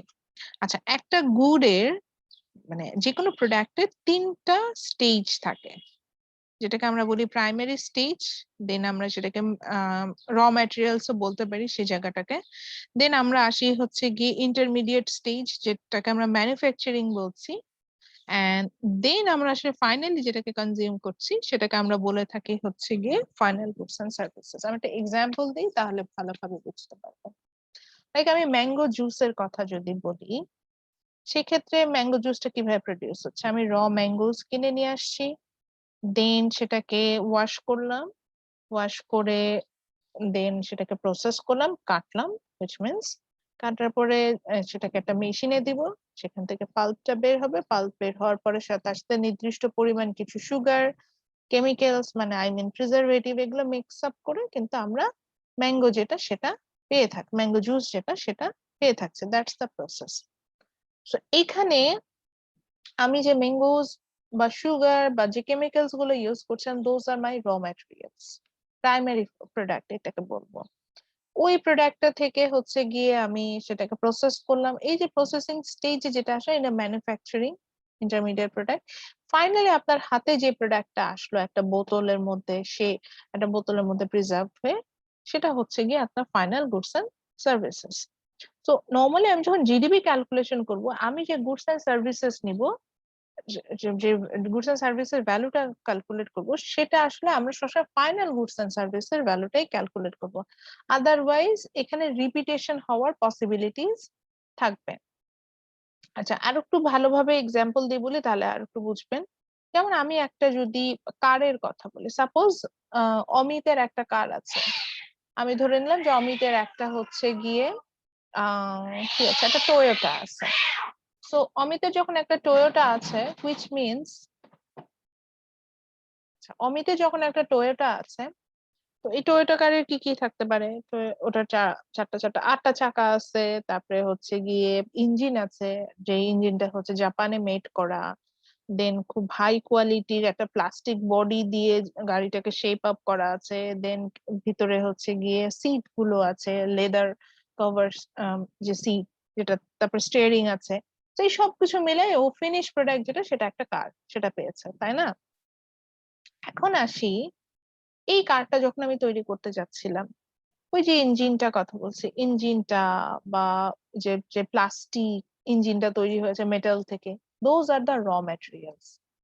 এগুলোকে produce করে আমরা প্রথমে, দেখেন প্রথমে কি পেলাম, রাবার থেকে পেলাম টায়ার, মেটাল থেকে পেলাম ইঞ্জিন, প্লাস্টিক থেকে পেলাম হচ্ছে গাড়ির যে প্লাস্টিক বডি, সেগুলা আলাদা আলাদা করে আমি ম্যানুফ্যাকচারিং প্রোডাক্ট পেয়ে গেলাম। এখন চিন্তা করেন তো, আলাদা করে টায়ারটা কি একটা ফিনিশ প্রোডাক্ট না, বা ইঞ্জিনটাকে একটা ফিনিশ প্রোডাক্ট না, বা লেদারের যে আমি সিট কভার গুলো বলছি ওগুলো কি ফিনিশ প্রোডাক্ট না, যেটা কনজিউম করা যায়?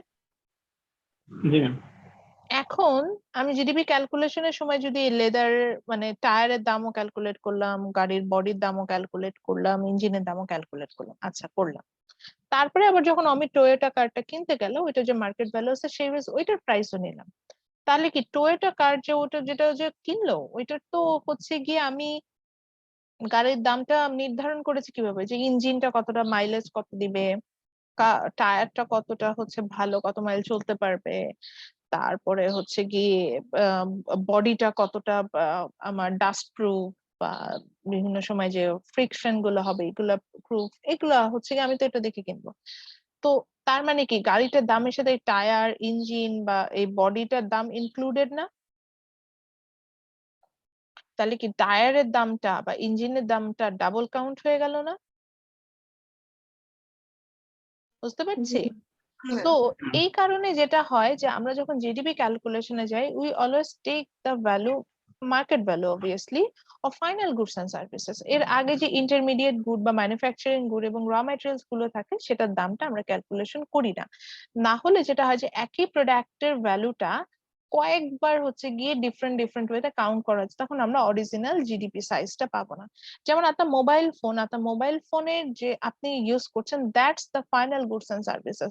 বাংলাদেশের জিডিপিতে আপনার মোবাইল ফোনের দামটাও অ্যাড করা হয়েছে, কিন্তু এই মোবাইল ফোনের যে স্ক্রিন, মানে স্ক্রিনটা যেটা দেখতে সেটা আলাদা হয়ে ম্যানুফ্যাকচার হয়ে আসে, ভিতরে যে ইলেকট্রিক চিপ গুলো আছে সেটা আলাদা ম্যানুফ্যাকচার হয়ে আছে, দেন এটার যে ডাটা কেবল, চার্জার, এগুলো আলাদা ম্যানুফ্যাকচারিং হয়ে আসছে, হেডফোন আলাদা ম্যানুফ্যাকচারিং, কিন্তু এগুলোর দাম কোনোটাই আমরা আলাদা আলাদা ভাবে ক্যালকুলেট করিনি, জাস্ট ফাইনাল প্রোডাক্ট হিসেবে আমরা কারণ ধরেন আমি যে এটার যে চার্জার, ওটার প্রাইস যদি আলাদা করে ক্যালকুলেট করি, আহ তো তাহলে হচ্ছে গিয়ে কি বলা যাচ্ছে, তাহলে তো হচ্ছে গিয়ে আমরা ডাবল কাউন্ট করে ফেলবো। তো আলাদাভাবে যদি আমি কাউন্ট করি সেটা কিন্তু আমার এখানে ডাবল কাউন্ট হয়ে যাচ্ছে। সো ডাবল কাউন্টিং এ তো আমি আসলে এখানে যেতে পারছি না। তো আমরা এই জন্য কি করছি, আমরা হচ্ছে গিয়ে ঠিক সিঙ্গেল কাউন্ট করছি যে আমি যে প্রোডাক্টটা আমার না মানে যেটাকে আমি ফাইনালি যেটাকে কনজিউম করছি সেটার প্রাইসটাকে আমরা এখানে নিয়ে আসছি, এবং সেখান থেকে আমরা দেখতে পাচ্ছি যে সেক্ষেত্রে আমরা কিন্তু ডাবল কাউন্টিং ও হচ্ছে না, এবং প্রত্যেকটা, কারণ আমি যদি কারো পারচেস করি আমি তো ঠিকই হচ্ছে গিয়ে সেটার ফাইনাল ভ্যালুটাকে ধরেই কিন্তু কার্ডের দামটা নির্ধারণ হচ্ছে। সো এমন না যে ওর ইন্টারমিডিয়েট গুডস যেগুলো ছিল সেগুলো এখান থেকে বাদ পড়ে যাচ্ছে। এটাই হচ্ছে আমি ইন্ডিকেট করতে চাচ্ছিলাম এখানে। তো এই কারণে আমরা সেকেন্ড হিসাবে ফাইনাল গুডস এন্ড সার্ভিসেস এই বিষয়টা কিন্তু নিয়ে আসি। আচ্ছা, থার্ড কথাটা হচ্ছে প্রডিউসার্স উইদিন এ কান্ট্রি। একটা স্পেসিফিক এরিয়া থাকবে যে এরিয়ার মধ্যে প্রডিউস হবে, এর বাহিরের প্রোডাক্ট গুলোকে আমরা এখানে কাউন্ট করব না। যেমন বাংলাদেশ একটা স্পেসিফিক এরিয়া, সেটা হতে পারে ইন্ডিয়া একটা স্পেসিফিক এরিয়া। সেটা স্পেসিফিক এরিয়াতে এক বছরে যে পরিমাণ প্রোডাক্ট তৈরি হবে সেটাই হচ্ছে কি আমার এখানে হেডেক। এর বাহিরের কোনো বিষয় আমার আসলে এখানে হেডেক না, আমরা সেটা হচ্ছে এখান থেকে নিব। আচ্ছা, ফাইনালি যে পয়েন্টটা আসতেছে সেটা হচ্ছে গিয়ে গিভেন পিরিয়ড অফ টাইম। এটা আসলে আমরা সব সময় আপনার যেটা বলছিলাম যে আমরা 1 ইয়ার নেই, 1 ইয়ারটা নেই হচ্ছে কি আমাদের এটাকে ক্যালকুলেশন করতে ইজি হয় বলে আমরা নেই। এটাকে আমরা নাম দেই হচ্ছে ফিসকাল ইয়ার। যদি আপনারা খেয়াল করে দেখেন বাংলাদেশে কিন্তু এরকম বলা হয় ন্যাশনাল বাজেট অফ ফিসকাল ইয়ার 2021, 21-22, যেমন এইবার যেটা আসবে যে ফিসকাল ইয়ার 21-22। তো এটার একটা টাইম ফ্রেম থাকে। এটা আমাদের দেশে যেমন হয় জুলাই টু জুন, ম্যাক্সিমাম কান্ট্রিতে এটা জুলাই টু জুন, কোনো কান্ট্রিতে এটা আছে জানুয়ারি টু ডিসেম্বর। এটা ডিপেন্ড করে। যেমন বাংলাদেশে হচ্ছে জুলাই টু জুন, অর্থাৎ যে কোনো অর্থ বছরটা শুরুই হয় হচ্ছে এই বছরের জুলাই মাস থেকে। যেমন বাংলাদেশে যে আমি বলবো ফিসকাল ইয়ার 21-22টা স্টার্ট হবে হচ্ছে গিয়ে from July 2021 and it will be end on June 2022 এইভাবে এন্ড হবে। যেমন এখন যে ফিসকাল ইয়ারটাতে আমরা আছি, fiscal year 2021, so it started from the July 2020 and it will end on June 2021. So এই এক বছর, অর্থাৎ ওই গত বছরের জুলাই থেকে এই বছরের জুন পর্যন্ত এই 12 মাসে অর্থাৎ এক বছরে বাংলাদেশে, অর্থাৎ দ্যাটস এ স্পেসিফিক এরিয়া যে প্রডিউসার্স উইদিন এ কান্ট্রি, যে ফাইনাল গুডস এন্ড সার্ভিস তৈরি হয়েছে, যে মোবাইল ফোন গুলো তৈরি হয়েছে, যেই ল্যাপটপস গুলো তৈরি হয়েছে, যে ফুডটা আপনি কনজিউম করেছেন, that's a final goods and services. এইটার যে টোটাল মার্কেট ভ্যালু সেটাই বাংলাদেশের জিডিপি। এটা আমরা একটা ফরকাস্ট করি না, এটা ফরকাস্ট করা যায়। কিভাবে করা যায় এটা আমরা এখনই শিখে যাব। এই কারণে আমরা কিন্তু জিডিপিটা ক্যালকুলেশন করতে পারি। আচ্ছা, এখন প্রশ্ন হতে পারে, একটা খুব কমন কোশ্চেন, এটা একবার আমার স্টুডেন্ট জিজ্ঞাসা করেছিল, এই জন্য আমি এটার অ্যান্সার দিয়ে দিই যদি আপনার মনে হয়। আচ্ছা ম্যাডাম, আপনি তো আমাদের একটা সার্ভিস দিচ্ছেন, এটার ভ্যালুটা কি জিডিপি তে অ্যাড হয়? অবভিয়াসলি অ্যাড হয়। আপনি দেখবেন যে আমি এইটার জন্যই কোনো সময় যদি ক্লাস আমি ডিলে করি বা মিস করি, বা এই যে যেমন আজকে আমি কেন এক্সপ্লেন করলাম যে আমি কেন আজকে ক্লাসটা reschedule, only for this reason, because আমি জানি আমার ক্লাসের একটা খুব ভালো মানের ভ্যালু আছে, যে ভ্যালুটা কিনা আমাদের জিডিপি তে অ্যাড হচ্ছে। আমি ক্লাস না নেওয়া মানে আমাদের জিডিপি থেকে ওই পরিমাণ ভ্যালু লুজ হবে। আমি আমার কারণে কেন আমি সেটা লুজ হতে দিব, সেটাই হচ্ছে আমার কনসার্ন এরিয়া। এই কারণে আমি এটা এক্সপ্লেন করে নেই। আচ্ছা, তো এরপরে আমরা যেটাতে যাবো, তাহলে আমরা ডেফিনেশনটা কি ক্লিয়ার হয়েছে? Yes, miss. আচ্ছা, এখান থেকে কিন্তু একটা আমি অলরেডি একটা কোশ্চেন করার জায়গায় চলে আসি। এতক্ষণ ধরে একটা জিনিস বোঝাইলাম, এমনি এমনি কিন্তু বোঝাই নাই, because it's a important part. খুবই ইম্পর্টেন্ট একটা কোশ্চেন থাকে যে what is GDP and explain the component of it. বা আমি হয়তো আপনাকে প্রশ্নই করতে পারি, দেখবেন যে আমি একটা কোশ্চেন করে রাখছি, what's your understanding about GDP, and দেখলেন যে এটাতে মার্কস দেওয়া হচ্ছে 6 marks, which means a semi broad question. আপনি অবাক, আরে জিডিপির কোশ্চেনে সেমি ব্রড কোশ্চেন দিয়ে রাখলো কেন? বিকজ এই যে 4টা কম্পোনেন্ট গুলো বললাম, এই 4টা কম্পোনেন্ট কিন্তু এক্সপ্লেইন করার জায়গা আছে, দ্যাটস ওয়াই আমি এটা করেছি। আচ্ছা, তো আমরা যেটা দেখবো যে আমাদের বইয়েও কিন্তু এটা এক্সপ্লেনেশন দেওয়া আছে খুব সুন্দরভাবে। আমি যে কথাগুলো বললাম যে মার্কেট ভ্যালু বা final goods and services produces within a country, এগুলা প্রত্যেকটা পয়েন্ট এক্সপ্লেন করে আমি যে ঠিক যেভাবে বলেছি, আমি হয়তো ডিফারেন্ট এক্সাম্পল দিয়েছি, বাট প্রত্যেকটা পয়েন্টের এক্সপ্লেনেশন আমাদের বইয়েও কিন্তু দেওয়া আছে। আমরা বইটা যখন গো থ্রু করবো আমরা কিন্তু এগুলো অ্যান্সার পেয়ে যান। ওকে, তো এরপরে আমরা যেটাতে যাব সেটা হচ্ছে গিয়ে the approaches to calculate the GDP. আমরা এখন দেখবো যে আমরা কোন কোন অ্যাপ্রোচ ইউজ করে আমরা হচ্ছে কি জিডিপি ক্যালকুলেশনে যাব। আচ্ছা, এটার জন্য আমরা আসলে দুটো অ্যাপ্রোচ দেখবো, one is income approach, another one is expenditure approach. GDP ক্যালকুলেশনের জন্য আসলে দুইটা অ্যাপ্রোচ ছিল, ইনকাম এন্ড এক্সপেন্ডিচার। আর একটা সময় প্রোডাকশনটাকেও নিয়ে আসতো, তো প্রোডাকশনটা দেখা যায় লেস ইম্পর্টেন্ট ফ্যাক্টর, এই জন্য এটাকে পরবর্তীতে পার্কিন ওনার বইতে অ্যাড করে নাই। আবার আপনারা যদি ম্যানকিউর ম্যাক্রো ইকোনমিক্স দেখেন সেখানে আবার দেখবেন যে প্রোডাকশনটাকে অ্যাড করেছে। তো এক এক ইকোনমিক্স এক এক ভাবে দেয়। তো আমার কাছে মনে হয় যে প্রোডাকশনটা যদি আমি অ্যাড নাও করি, that's not a big deal. So দুইটা অ্যাপ্রোচেস আছে যেটা থেকে আমরা চাইলে জিডিপিটা ক্যালকুলেশন করতে পারি, তো আমরা সেটাই দেখবো এখন। So the first approaches is income approach. মানে এটা যেটা বলছে যে অর্থাৎ একটা দেশে যে টোটাল ইনকাম আছে সেই ইনকাম গুলোকে অ্যাড করলেই আপনি জিডিপি পেয়ে যাবেন, কথাটা অনেকটা এরকম। অর্থাৎ বললেন বুঝলাম না ম্যাডাম। বিষয়টা হচ্ছে ধরেন আমার ক্লাসে লিজার যা ইনকাম আছে, লিজার ইনকামের সাথে আমি লিজা, অমি, শাহাদাত, ফায়াজ সবার ইনকাম যদি একসাথে যোগ করি, বাংলাদেশে যে 18 কোটি মানুষ আছে এই 18 কোটি মানুষের সবার ইনকাম যদি যোগ করি তাহলে বাংলাদেশের পুরো জিডিপি পেয়ে যাবো। আপনি বললেন এত ইজি? হ্যাঁ হ্যাঁ, এত ইজি। আবার আরেকটা ওয়ে হতে পারে যে ফায়াজ কি কি স্পেন্ড করছে সেটা ফাইন্ড আউট করলাম, লিজা কি কি স্পেন্ড করছে এক বছর, এটাই এক্সপেন্ডিচার, সেটা ফাইন্ড আউট করলাম। এভাবে যদি সবার কি কি স্পেন্ড করছে এটাকেও ফাইন্ড আউট করতে পারি, সেটাকেও অ্যাড আপ করে সেখান থেকেও কিন্তু আমার পক্ষে বাংলাদেশের এক বছরের জিডিপি পেয়ে যাওয়া পসিবল। এখন এটা গেল কথার কথা, মানে মুখের কথা আসলে বলতে গেলে, যেটা থেকে আমরা আসলে খুব অবাক হচ্ছি যে এত ইজি ওয়েতে জিডিপি ক্যালকুলেশন করা যায়। তো আসলে কোন অ্যাপ্রোচেসটা ইম্পর্টেন্ট এটা হচ্ছে আমাদের এখন ফাইন্ড আউট করাটা মেইন ফ্যাক্ট। তো মেইনলি যেটা দেখা যায় যে, আচ্ছা আমি আমার ক্লাস দিয়ে বলি, ধরে নিলাম আমার ক্লাসটাই হচ্ছে গিয়ে একটা ইকোনমি, এবং এটা জিডিপি আমি ক্যালকুলেশন করতে চাচ্ছি। তো আমার ক্লাসটা যদি একটা ইকোনমি হয়, আমার ক্লাসে লাইক 9 পিপলস আর দেয়ার, আমি সবাইকে চিনি, মানে আমি এখানে কি, আমি হচ্ছে গভর্নমেন্ট।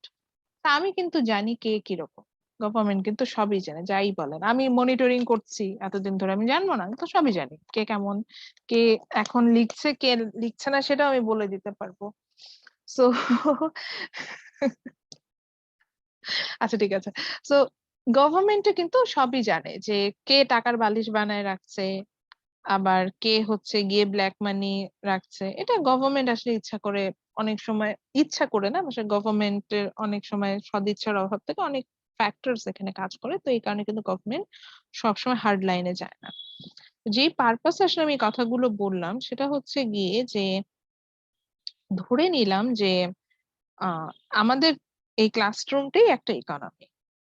তো এই ইকোনমিতে আমরা এখন ফাইন্ড আউট করার চেষ্টা করছি মানে এই ইকোনমির জিডিপি সাইজটা কত। তা আমি দুইটা অ্যাপ্রোচ যেটা ছিল ইনকাম আর এক্সপেন্ডিচার, আমি ইনকাম অ্যাপ্রোচে প্রথমে গেলাম, আমার কাছে ইজি মনে হলো। আমি লিজাকে বললাম যে লিজা আপনার ইয়ারলি ইনকাম কত বলেন। লিজা চিন্তা করলো, ম্যাডামকে যদি এখন আমি আমার ইয়ারলি ইনকাম বলে দিই, ধরলাম লিজা ইয়ারলি ইনকাম হচ্ছে 1 লাখ টাকা। লিজা চিন্তা করলো যদি আমি বলে দিই ম্যাডাম তো আমার উপর 10% ট্যাক্স ইম্পোজ করে দেবে, সত্যি কথা বলবো কেন আমি, কেনই বলবো সত্যি কথা। আচ্ছা, এখন আপনি বললেন না ম্যাডাম সত্যি কথা বলবো না কেন, ম্যাডামই তো বলতে সমস্যা কি। এবার একটু নিজে প্রশ্ন করে দেখেন, তাহলে আমার প্রশ্নের উত্তরটা পেয়ে যাবেন। আমরা কি কেউ কাউকে নিজের সত্যি ইনকামটা বলি? নট ইভেন আমাদের লাইফ পার্টনার। আমরা কি আমাদের লাইফ পার্টনারকেও বলি যে আমার ইনকাম কত মান্থলি? কেউ আছেন এরকম মহিয়সী নারী পুরুষ যিনি নিজের ইনকামটা বলেন? আমি বলি ম্যাম। না ম্যাম, কখনোই বলা হয় না।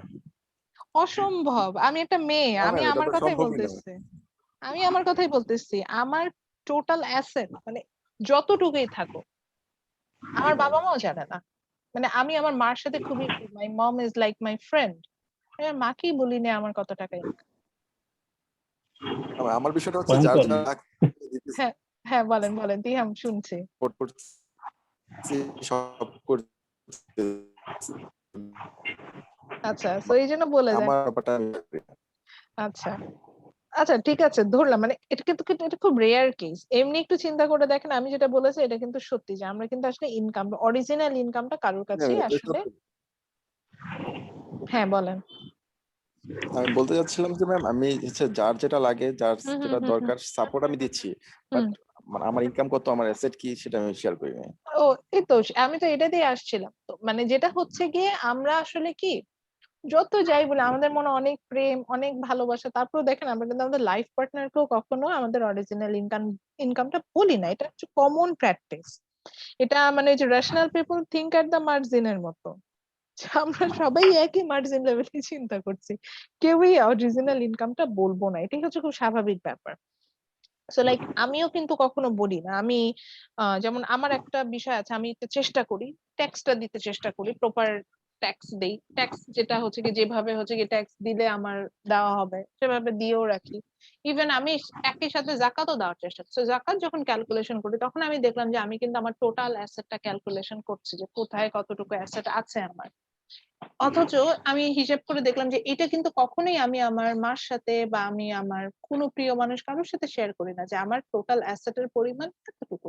এটা খুব কমন প্র্যাকটিসেস। এটা কোনো মেয়েও করে না, এটা কোনো ছেলেরা তো আরো করে না, কারণ ছেলেরা চিন্তা করে যে আমি যদি আমার ইনকাম বলে দিই ওয়াইফের কাছে বা ফ্যামিলির কাছে, তাহলে তারা সেই পরিমাণ ডিমান্ড করবে যে এটা দাও সেটা দাও, এটা নাই সেটা নাই। এই জিনিসগুলো তাদের মধ্যে একটা বিষয় থাকে, ছেলেদের যেটা সাইকোলজি যেটা বলে। So, আমি এটা খারাপ বলছি না, এটা খুব কমন জিনিস। এখন আসি, তাহলে আমি যদি ইনকাম অ্যাপ্রোচ, গভর্নমেন্ট চিন্তা করে যে আমি জিডিপি ক্যালকুলেশন করবো, এত কষ্ট করবো না, ইনকাম সবার ইনকাম জানবো, জেনে যোগ করে চলে আসবো। তো এই যে লিজাকে দিয়ে স্টার্ট করলাম, লিজাই তো প্রথমে আমাকে ঠিক মতো তার ইনকামটা বলবে না, কারণ এটা তো তার ওই যে rational people think at the মার্জিনের মতো। সে প্রথমে চিন্তা করে কেন আমার ইনকামটা বলবো, তারপরে চিন্তা করে আচ্ছা ঠিক আছে বললে তো আবার ম্যাডাম তো হচ্ছে গিয়ে ভালো না, ম্যাডাম আমার উপর ট্যাক্স বসাই দিবে, সো আমি বলবো না। লিজার মধ্যে বিষয়টা এরকম চলে আসবে। তো ঠিক একইভাবে সেম ওয়েতে তাহমিদ চিন্তা করবে, সেম ওয়েতে ফায়াজ চিন্তা করবে, সেম ওয়েতে অমিত চিন্তা করবে। সবার থিঙ্কিংটাই দেখেন কিরকম, কিন্তু আপনার অফিসেই হোক, আপনি যখন ট্যাক্স রিটার্ন সাবমিট করছেন তখনই হোক, আপনি কখনোই আপনার অরিজিনাল ইনকামটা বলে থাকেন না। তাহলে আমি জিডিপি ক্যালকুলেশন করতে চাই আর যা খুশি তাই করতে চাই, আমি কিভাবে মেক শিওর হবো যে আপনি আপনার অরিজিনাল ইনকামটা আমাকে বলছেন? কোনোভাবেই সেটা সম্ভব না। সো মানে ইনকাম অ্যাপ্রোচটা দিয়ে যদি যাই, তাহলে এটা কিন্তু একটা খুব ব্যাড ওয়ে হবে। এবার আসি তিহামের কথাটা, এই জন্য আমি খুব গুরুত্ব সহকারে নিয়েছি। উনি একটা কথা বলছিলেন, উনি বলছিলেন যে আমি আমার ইনকামটা কাউকে বলি না, কিন্তু যার যেটা লাগে আমার সামর্থ্য অনুযায়ী আমি কিনে নিই। তো সেখান থেকে তারা গেস করার কথাটা বলে নাই, সামর্থ্য অনুযায়ী দিয়ে দিই, তো সেখান থেকে তারা বুঝে নেয়, এরকম একটা কথা সে বলেছে। তো বিষয়টা হচ্ছে এরকম, yes, my living standard or my desire, my choices will depend on my income.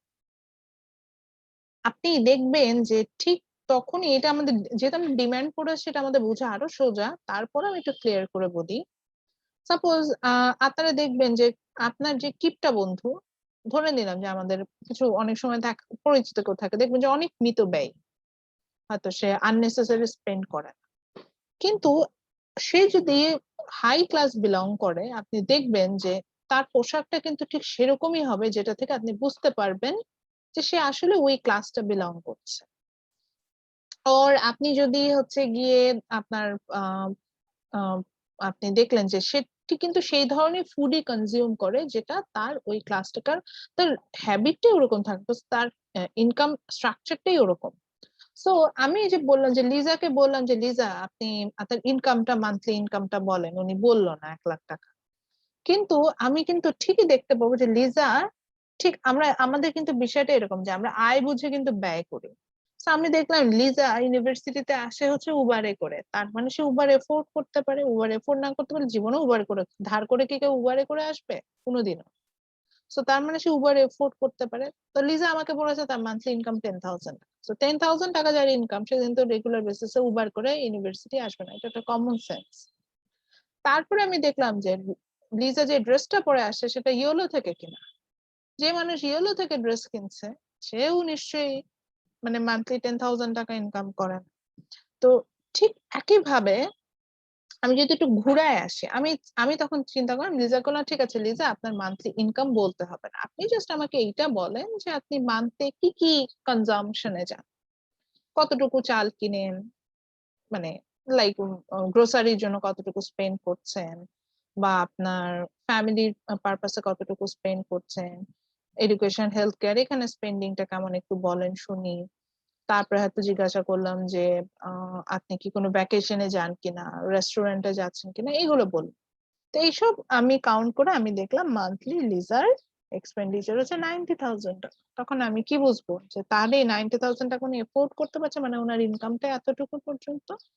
So yes, যদি আমি ঘুরিয়ে দেখলাম যে আমি তো জানি আমার ক্লাসের কোনো স্টুডেন্টই বলবে না যে আপনার ইনকামটা কতটুকু, তখন আমি কি করলাম, আমি অত কষ্ট, গভর্নমেন্ট অত কষ্টই করলো না, জানে যে ইনকাম তো ওই যে বালিশের মধ্যে টাকা লিখে দিবে, ওর টাকা দিয়ে হচ্ছে কি গাড়ি বানিয়ে ফেলবে, ব্ল্যাক মানি বউ নামে, গার্লফ্রেন্ডের নামে, শালীর নামে ফ্ল্যাট কিনে রেখে দিবে, তো ধরার তো উপায় থাকবে না। তাহলে আমি কি করব, এক্সপেন্ডিচার অ্যাপ্রোচে চলে যাব, যে ও আসলে কত টাকা খরচ করছে সেটাতে দেখি।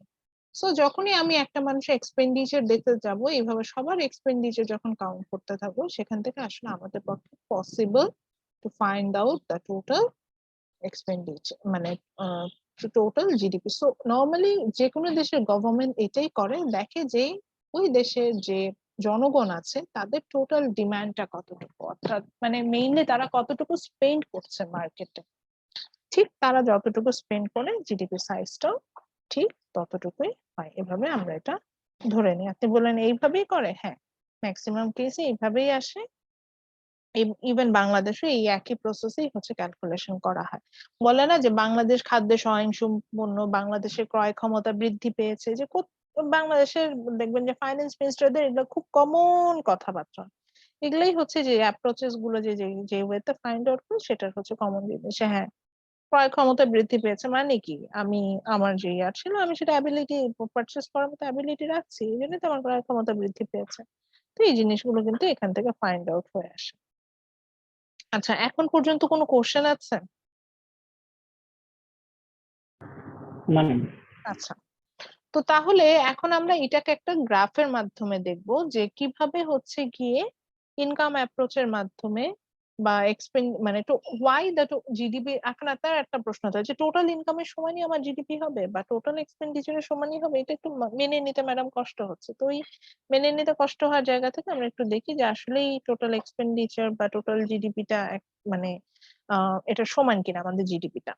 তো এটার জন্য আমরা একটা সার্কুলার ফ্লো দেখবো, ঠিক একইভাবে আমরা যেরকম সার্কুলার ফ্লো ডায়াগ্রাম দেখে আসছিলাম ওরকমই একটা সার্কুলার ফ্লো দেখবো। আমাদের আজকে আমি একটু টাইম সেভ করতে চাচ্ছি বিধায় এটা আঁকতে বলছি না, বাট এটা বাসায় আঁকতে হবে। এখান থেকে একটা প্রশ্ন আমি করি। আচ্ছা, প্রশ্নটা কোথা থেকে করবো সেটা একটু দেখিয়ে দিই। পার্কিনের বইয়ে উনি কোশ্চেন ব্যাংক দিয়ে দেয়।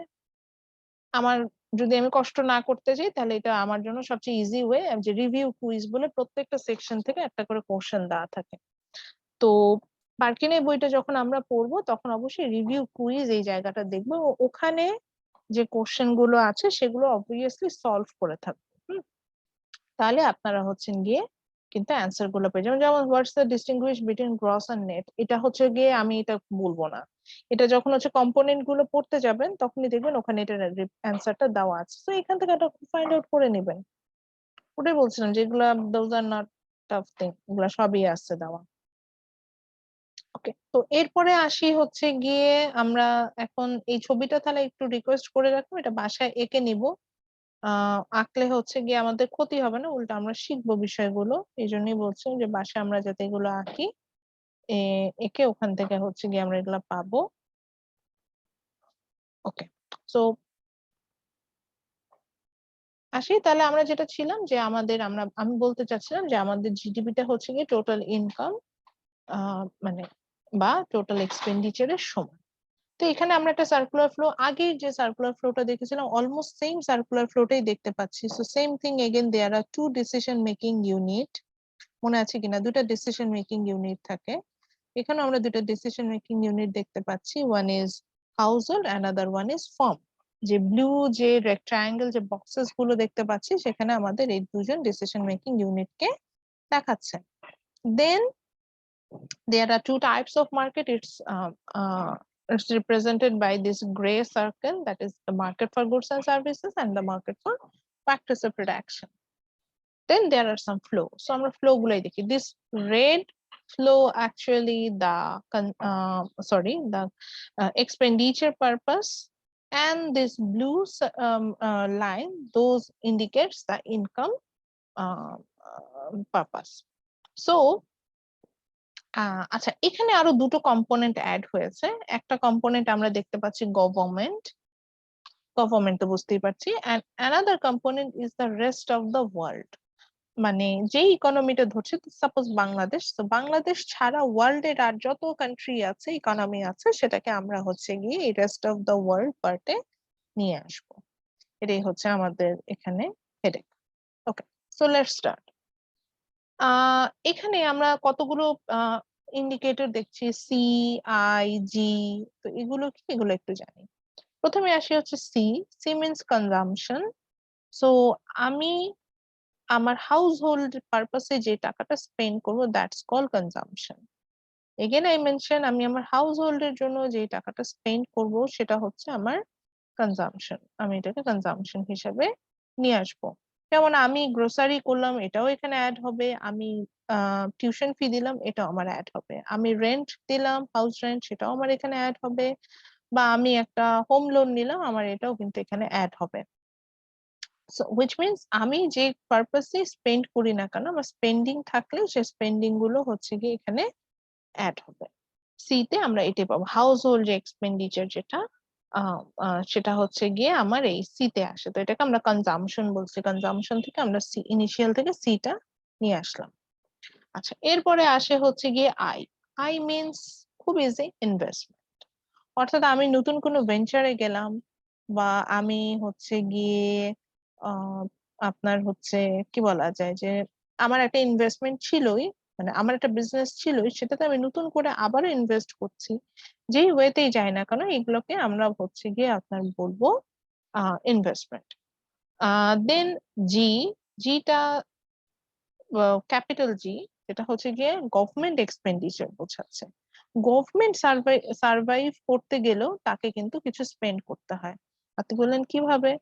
গভর্নমেন্টের এমপ্লয়ি আছে, তাদের স্যালারি দিতে হয়, তাদেরকে হাউজিং ফ্যাসিলিটিস দিতে হয়, তাদেরকে শেল্টার দিতে হয়, চিন্তা করেন অনেক খরচ। তো এই যে পারপাসেস গুলো বলছি, এগুলো স্পেন্ড করতেই যেটা লাগে সেটাই হচ্ছে কি আমরা বলবো আপনার যেটাকে আমরা বলছি সেটা হচ্ছে জি। এরপরে আসছে হচ্ছে গিয়ে মানে government expenditure, X minus M. X minus M means হচ্ছে গিয়ে এক্সপোর্ট মাইনাস ইম্পোর্ট। এটাকে একত্রে আমরা বলি হচ্ছে গিয়ে নেট এক্সপোর্ট। এগুলোর প্রত্যেকটা কম্পোনেন্টের কিন্তু বাংলা এখানে বাংলা বলছি কি, সরি, এব্রিভিয়েশন এখানে দেওয়া আছে। So X minus M means net export, অর্থাৎ হোল যে কনজাম্পশন যেটা ছিল সেটাকে আমরা এখানে অ্যাড করে নিচ্ছি। তো এখানে আমরা এখন আসি, সেটা হচ্ছে গিয়ে তাহলে আমরা মোটামুটি কম্পোনেন্ট গুলো বুঝে নিলাম। আর ওয়াই মিনস ইনকাম। আপনি বললেন যে ইনকামকে তো ম্যাডাম আই দিয়ে দেখানো উচিত ছিল। আচ্ছা, আনফরচুনেটলি ইকোনমিক্স এ সবসময় ইনকামটাকে ওয়াই দিয়ে দেখায়। ওয়াই ডি, যেমন ওয়াই, তারপর ছোট হাতে ডি দিয়ে আমাদের ডিসপোজেবল ইনকাম আমরা দেখাই থাকি, যে এরকম মানে কম্পোনেন্ট গুলো সবসময় এইভাবে আসে। আমি এটাই জাস্ট বোঝাতে চাচ্ছিলাম। তো হোয়াট এভার ইট ইজ, আমরা এখন চলে যাই। তো আমরা যেটাতে ছিলাম সেটা হচ্ছে যে আমরা এখন বোঝার চেষ্টা করব যে কেন জিডিপি ক্যালকুলেশনের সময় আমরা এই যে ইনকাম আর এক্সপেন্ডিচারটাকে নিচ্ছি। তো জিডিপি যেটা কথা ছিল, সে হচ্ছে কি ইনকাম এবং এক্সপেন্ডিচারের সময়, এটার জন্য আমরা সার্কুলার ফ্লোটাতে গেলাম। এখন দেখেন, আমরা হাউস হোল্ড থেকে স্টার্ট করি আগের মতোই।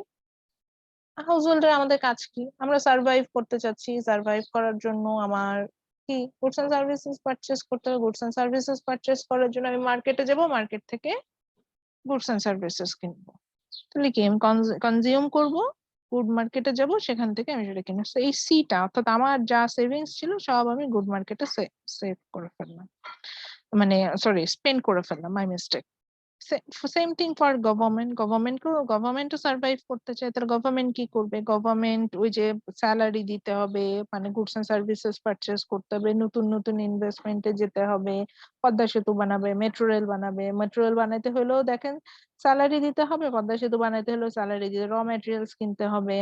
ইভেন গভর্নমেন্টের আপ্যায়ন খরচও থাকে। যাই হোক, এগুলাতে না যাই বলি না কেন, এগুলা তো সবই গভর্নমেন্ট এক্সপেন্ডিচার, তো এটা জির মধ্যে চলে আসে। গভর্নমেন্ট এগুলা কোত্থেকে কিনবে? অবশ্যই গুড মার্কেট থেকে কিনবে। তো গভর্নমেন্টও কিন্তু স্পেন্ড করলো এবং সেটা গুডস মার্কেটের দিকে চলে গেল। ওকে, এক্সপেন্ডিচারটা, I mean that.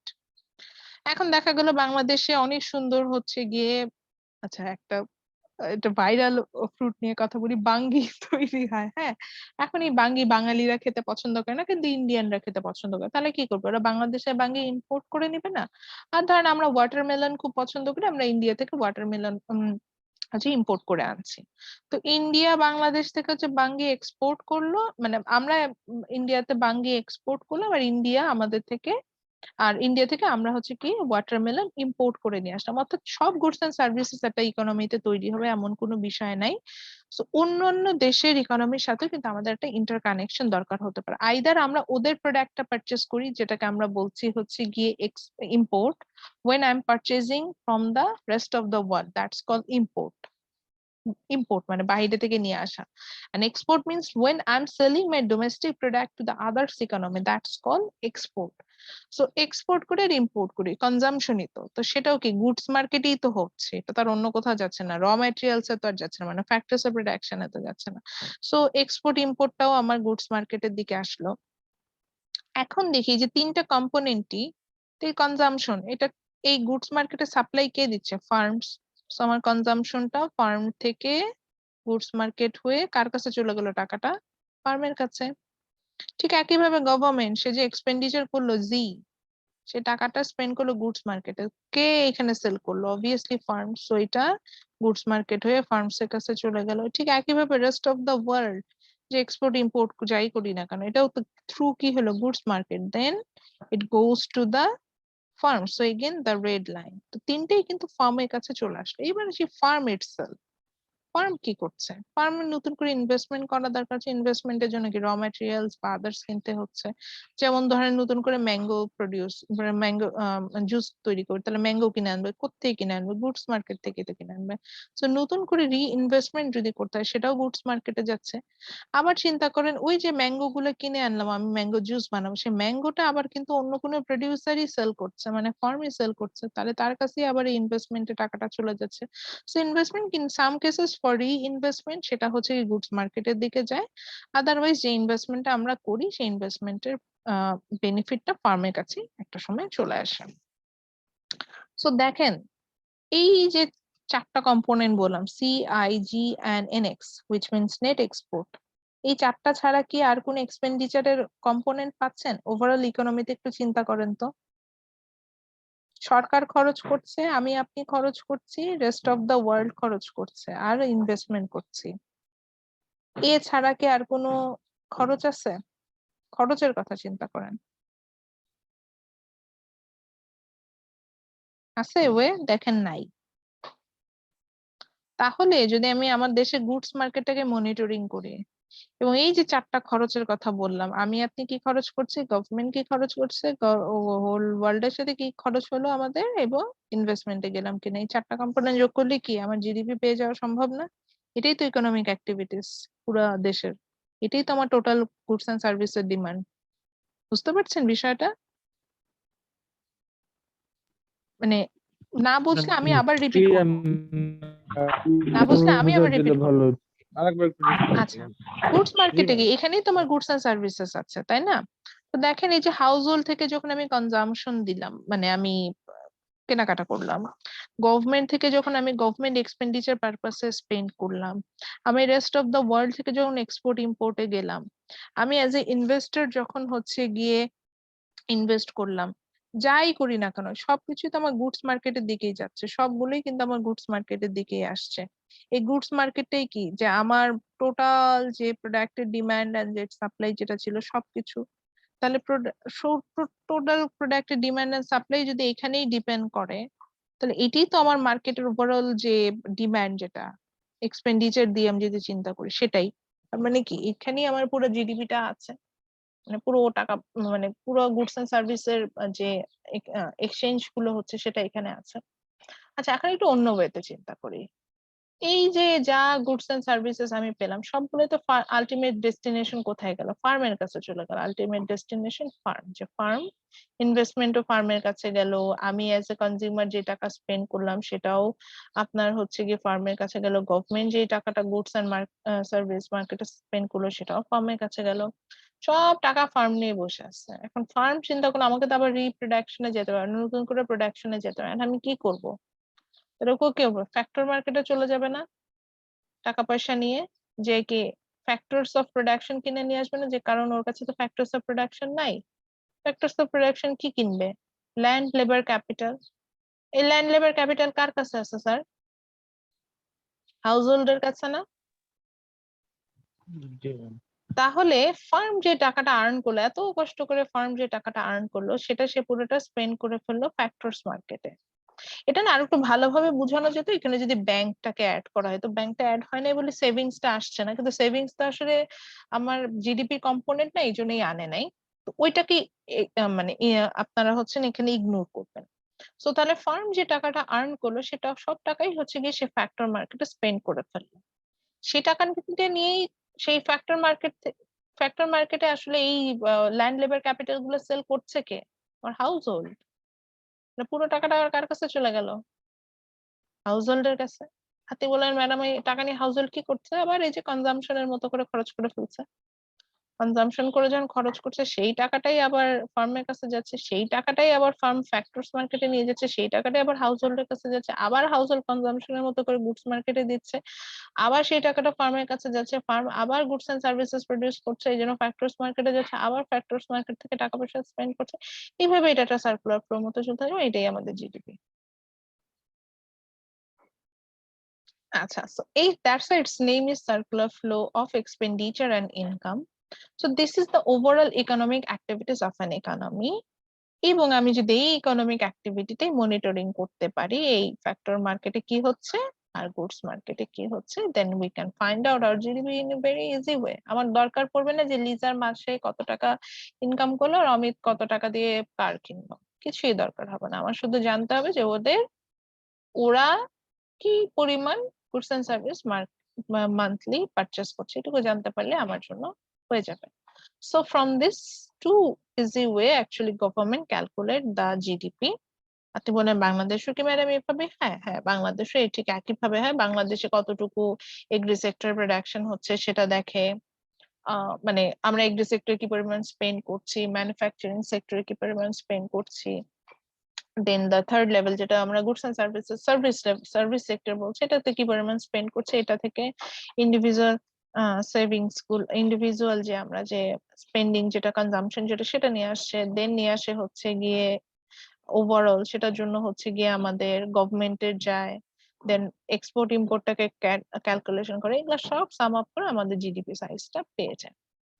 So finally এখান থেকে আমরা একটা ফর্মুলাতে আসবো যেটা থেকে আমরা জিডিপিটাকে এটার ইকুয়াল বলবো। সেটা হচ্ছে গিয়ে সো ফাইনালি জিডিপি, এটাকে আমরা এখানে ওয়াই দিয়ে দেখাচ্ছি, Y means income here obviously. So GDP is equal to C plus I plus G plus X minus M. X এখানে হচ্ছে যে এক্সপোর্ট, এম মানে হচ্ছে ইম্পোর্ট। সো এই ফর্মুলা থেকে আমরা চাইলে জিডিপিটা ক্যালকুলেশন করতে, দেখবেন যে অনেক জায়গায় এই ফর্মুলাটা ইউজ হয়, সি প্লাস আই প্লাস জি, অনেক সময় এন এক্স লেখা থাকে, এন ক্যাপিটাল এক্স একই জিনিস। আচ্ছা আমি একটু লিখে দেখাই, কোনো সমস্যা নাই। সো এটা হবে ফর্মুলা, অথবা এটা সেকেন্ড লাইনে যদি আমরা লিখতে চাই তাহলে এটাকে আমরা অনেক সময় এভাবে দেখা, y is equal to C plus I plus G means government expenditure, sorry, plus nx। So এটা সেকেন্ডারি ফর্মুলা হিসেবে আমরা অনেক সময় এটাও লিখে থাকি। কি ব্যাপার, এটা বড় হচ্ছে না কেন? ও বুঝছি, ঠিক আছে। সো এইভাবে আমরা কিন্তু অনেক সময় ফর্মুলাটা দিয়ে থাকি। সো আইদার আমরা এই ফর্মুলাটা ইউজ করব অথবা NX টাকে ভেঙে X মাইনাস M অর্থাৎ এক্সপোর্ট মাইনাস ইম্পোর্ট শেখানো যাবে। তো ফর্মুলা হচ্ছে এটা, একটু লিখে নেন।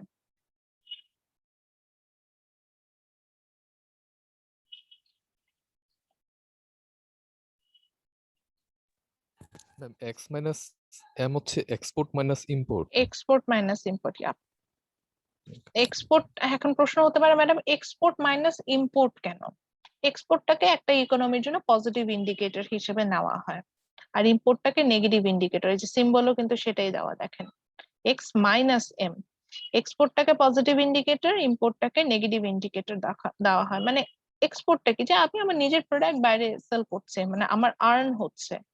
ইম্পোর্ট কি, উল্টা আমি আমার ডলার যেটা রিজার্ভ ছিল সেটা খরচ করে আমি বাইরে থেকে প্রোডাক্ট নিয়েছি, তাহলে আমার ইকোনমির জন্য এটা খারাপ না? এই কারণে সবসময় ভালোটা থেকে খারাপটা মাইনাস করতে, এটাই হচ্ছে সিস্টেম, এর জন্য এক্সপোর্ট মাইনাস ইম্পোর্ট। ওকে, তো এরপরে আমরা যেটা দেখবো এটা হচ্ছে now let's talk about the types of GDP. আমরা জিডিপি টাইপস এ চলে যাব।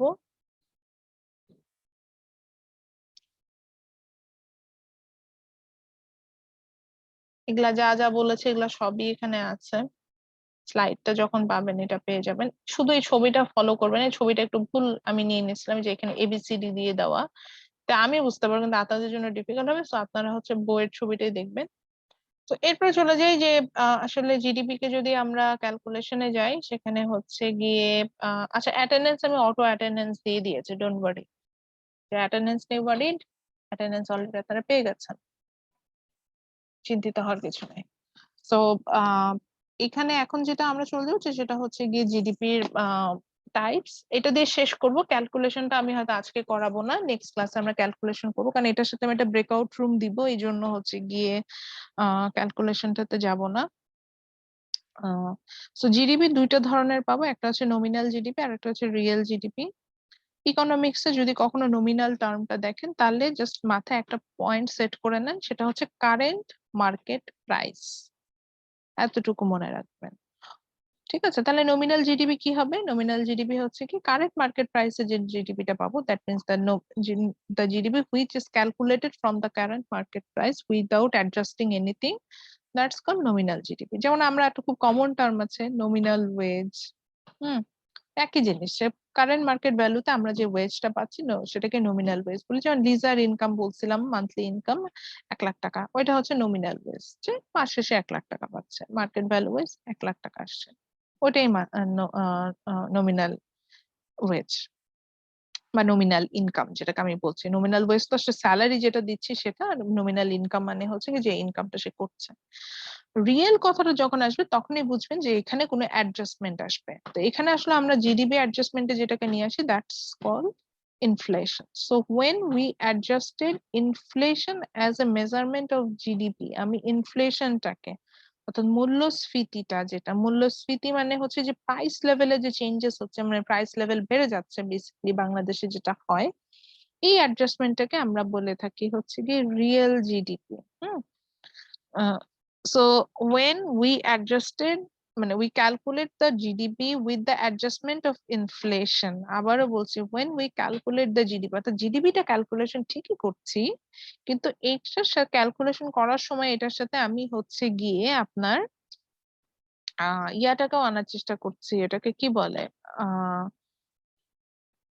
আমি যেটাকে বলতে পারি যে এটার সাথে আমি হচ্ছে গিয়ে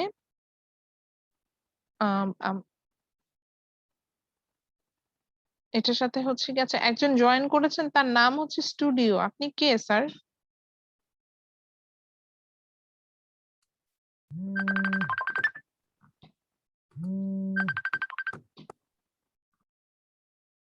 সো আচ্ছা যাই হোক, তো উনি হয়তো শুনতে পাচ্ছেন না। তো যাই হোক, রিয়েল জিডিপি যেটাতে ছিলাম, তো আমরা যখনই দেখবো যে আমরা জিডিপিটা ক্যালকুলেশন করছি ঠিকই, কিন্তু এটার সাথে মূল্যস্ফীতি অর্থাৎ এই যে প্রাইস লেভেল বাড়ছে বা কমছে, এটাকে আমি যখন অ্যাডজাস্ট করতে যাব তখন সেটাকে আমি হচ্ছে গিয়ে রিয়েল জিডিপি বলে থাকবো, এটাই হচ্ছে বিষয়। আচ্ছা ক্যালকুলেশনে না যাই, এরপরে আরেকটা যেটা পার্ট আমি কমপ্লিট করতে চাচ্ছিলাম, আচ্ছা জাস্ট একটু দেখিয়ে দিই, এরপরে আমরা হচ্ছে গিয়ে নমিনাল জিডিপি ক্যালকুলেশনে চলে যাবো, যেখানে দেখবো যে প্রাইসকে কোয়ান্টিটি দিয়ে মাল্টিপ্লাই করলে আমরা নমিনাল জিডিপি পাবো। অর্থাৎ ধরেন আমার 10টা প্রোডাক্ট আছে, প্রত্যেকটা প্রোডাক্টকে ইন্ডিভিজুয়াল যে মার্কেট প্রাইস আছে এটাকে ইন্ডিভিজুয়াল কোয়ান্টিটি দিয়ে মাল্টিপ্লাই করে অ্যাড আপ সরি করে ম্যাম, নেবো। আমি তোফাজ্জল আর কি। আমারটা হয়তো বা মানে আমি অন্য জায়গা থেকে জয়েন করেছি, তো এই জন্য স্টুডিও দেখাচ্ছে। I am really sorry. না না, ইটস ওকে, আপনি রিনেম করতে পারবেন চাইলে, রিনেম করার অপশন আছে, ঠিক আছে ম্যাডাম। ওখান থেকে করে নেন।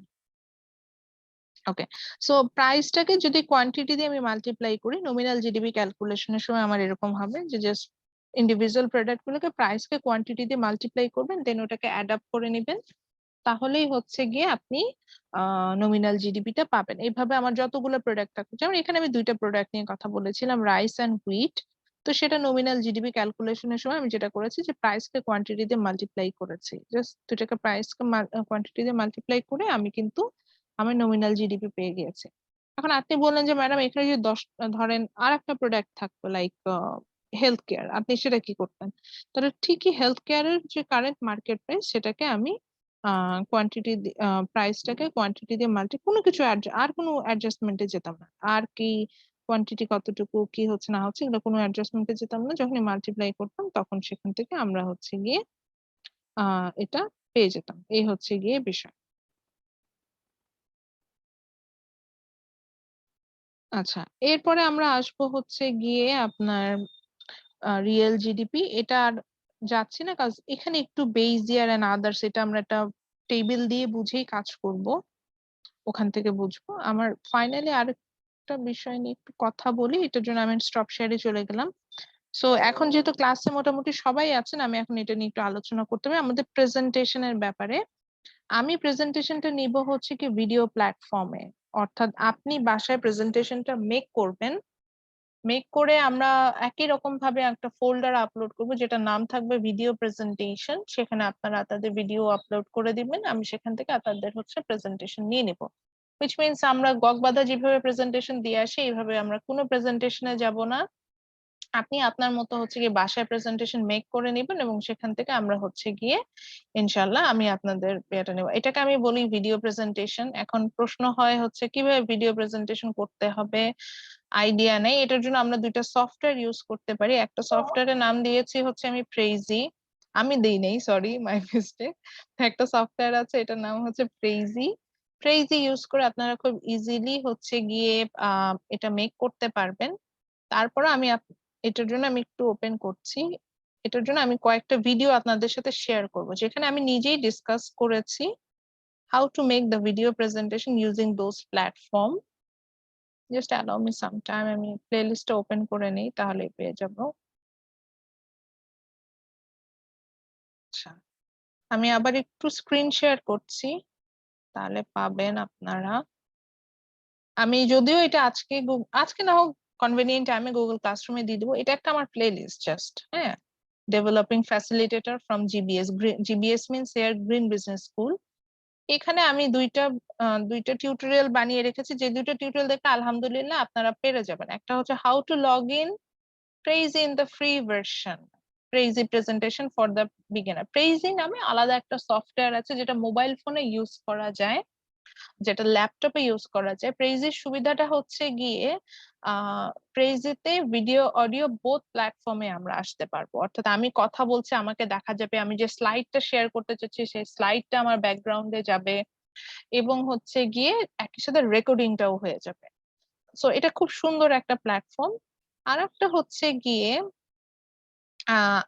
যেটা আমি করেছি যে how to make the video presentation using zoom বা প্রেজি। অনেক মানে আপনার অ্যাপিয়ারেন্সটা কেমন হবে, কিভাবে কথা বললে কাজটা হতে পারে। আচ্ছা, এটা একটু প্লে করে দেখাই, প্লে তো করা যায়। আচ্ছা সরি, জাস্ট একটু দেখানোর জন্য করছি। এখানে আমি নিজে একটা ভিডিও প্রেজেন্টেশন বানিয়েছি, মেইনলি বানিয়ে আসলে কথা বলেছি যে কিভাবে কাজগুলো করা যাবে। তো প্রথমে আমি জুম ইউজ করেছি, যে জুম এর মাধ্যমে কিভাবে কাজ করতে পারবো। দেন হচ্ছে কি এই যে স্লাইডটা আপনাদের করাচ্ছি এই স্লাইডটা পড়িয়ে আমি দেখিয়েছি যে জুম ইউজ করে কিভাবে করা যায় বা পাওয়ার পয়েন্ট প্রেজেন্টেশনের মাধ্যমে কিভাবে করা যায়, ভিডিও প্রেজেন্টেশনটা আপনি আসলে কিভাবে মেক করবেন। ফাইনালি আমি প্রেজিটাও এখানে অ্যাড করে দেখিয়েছি।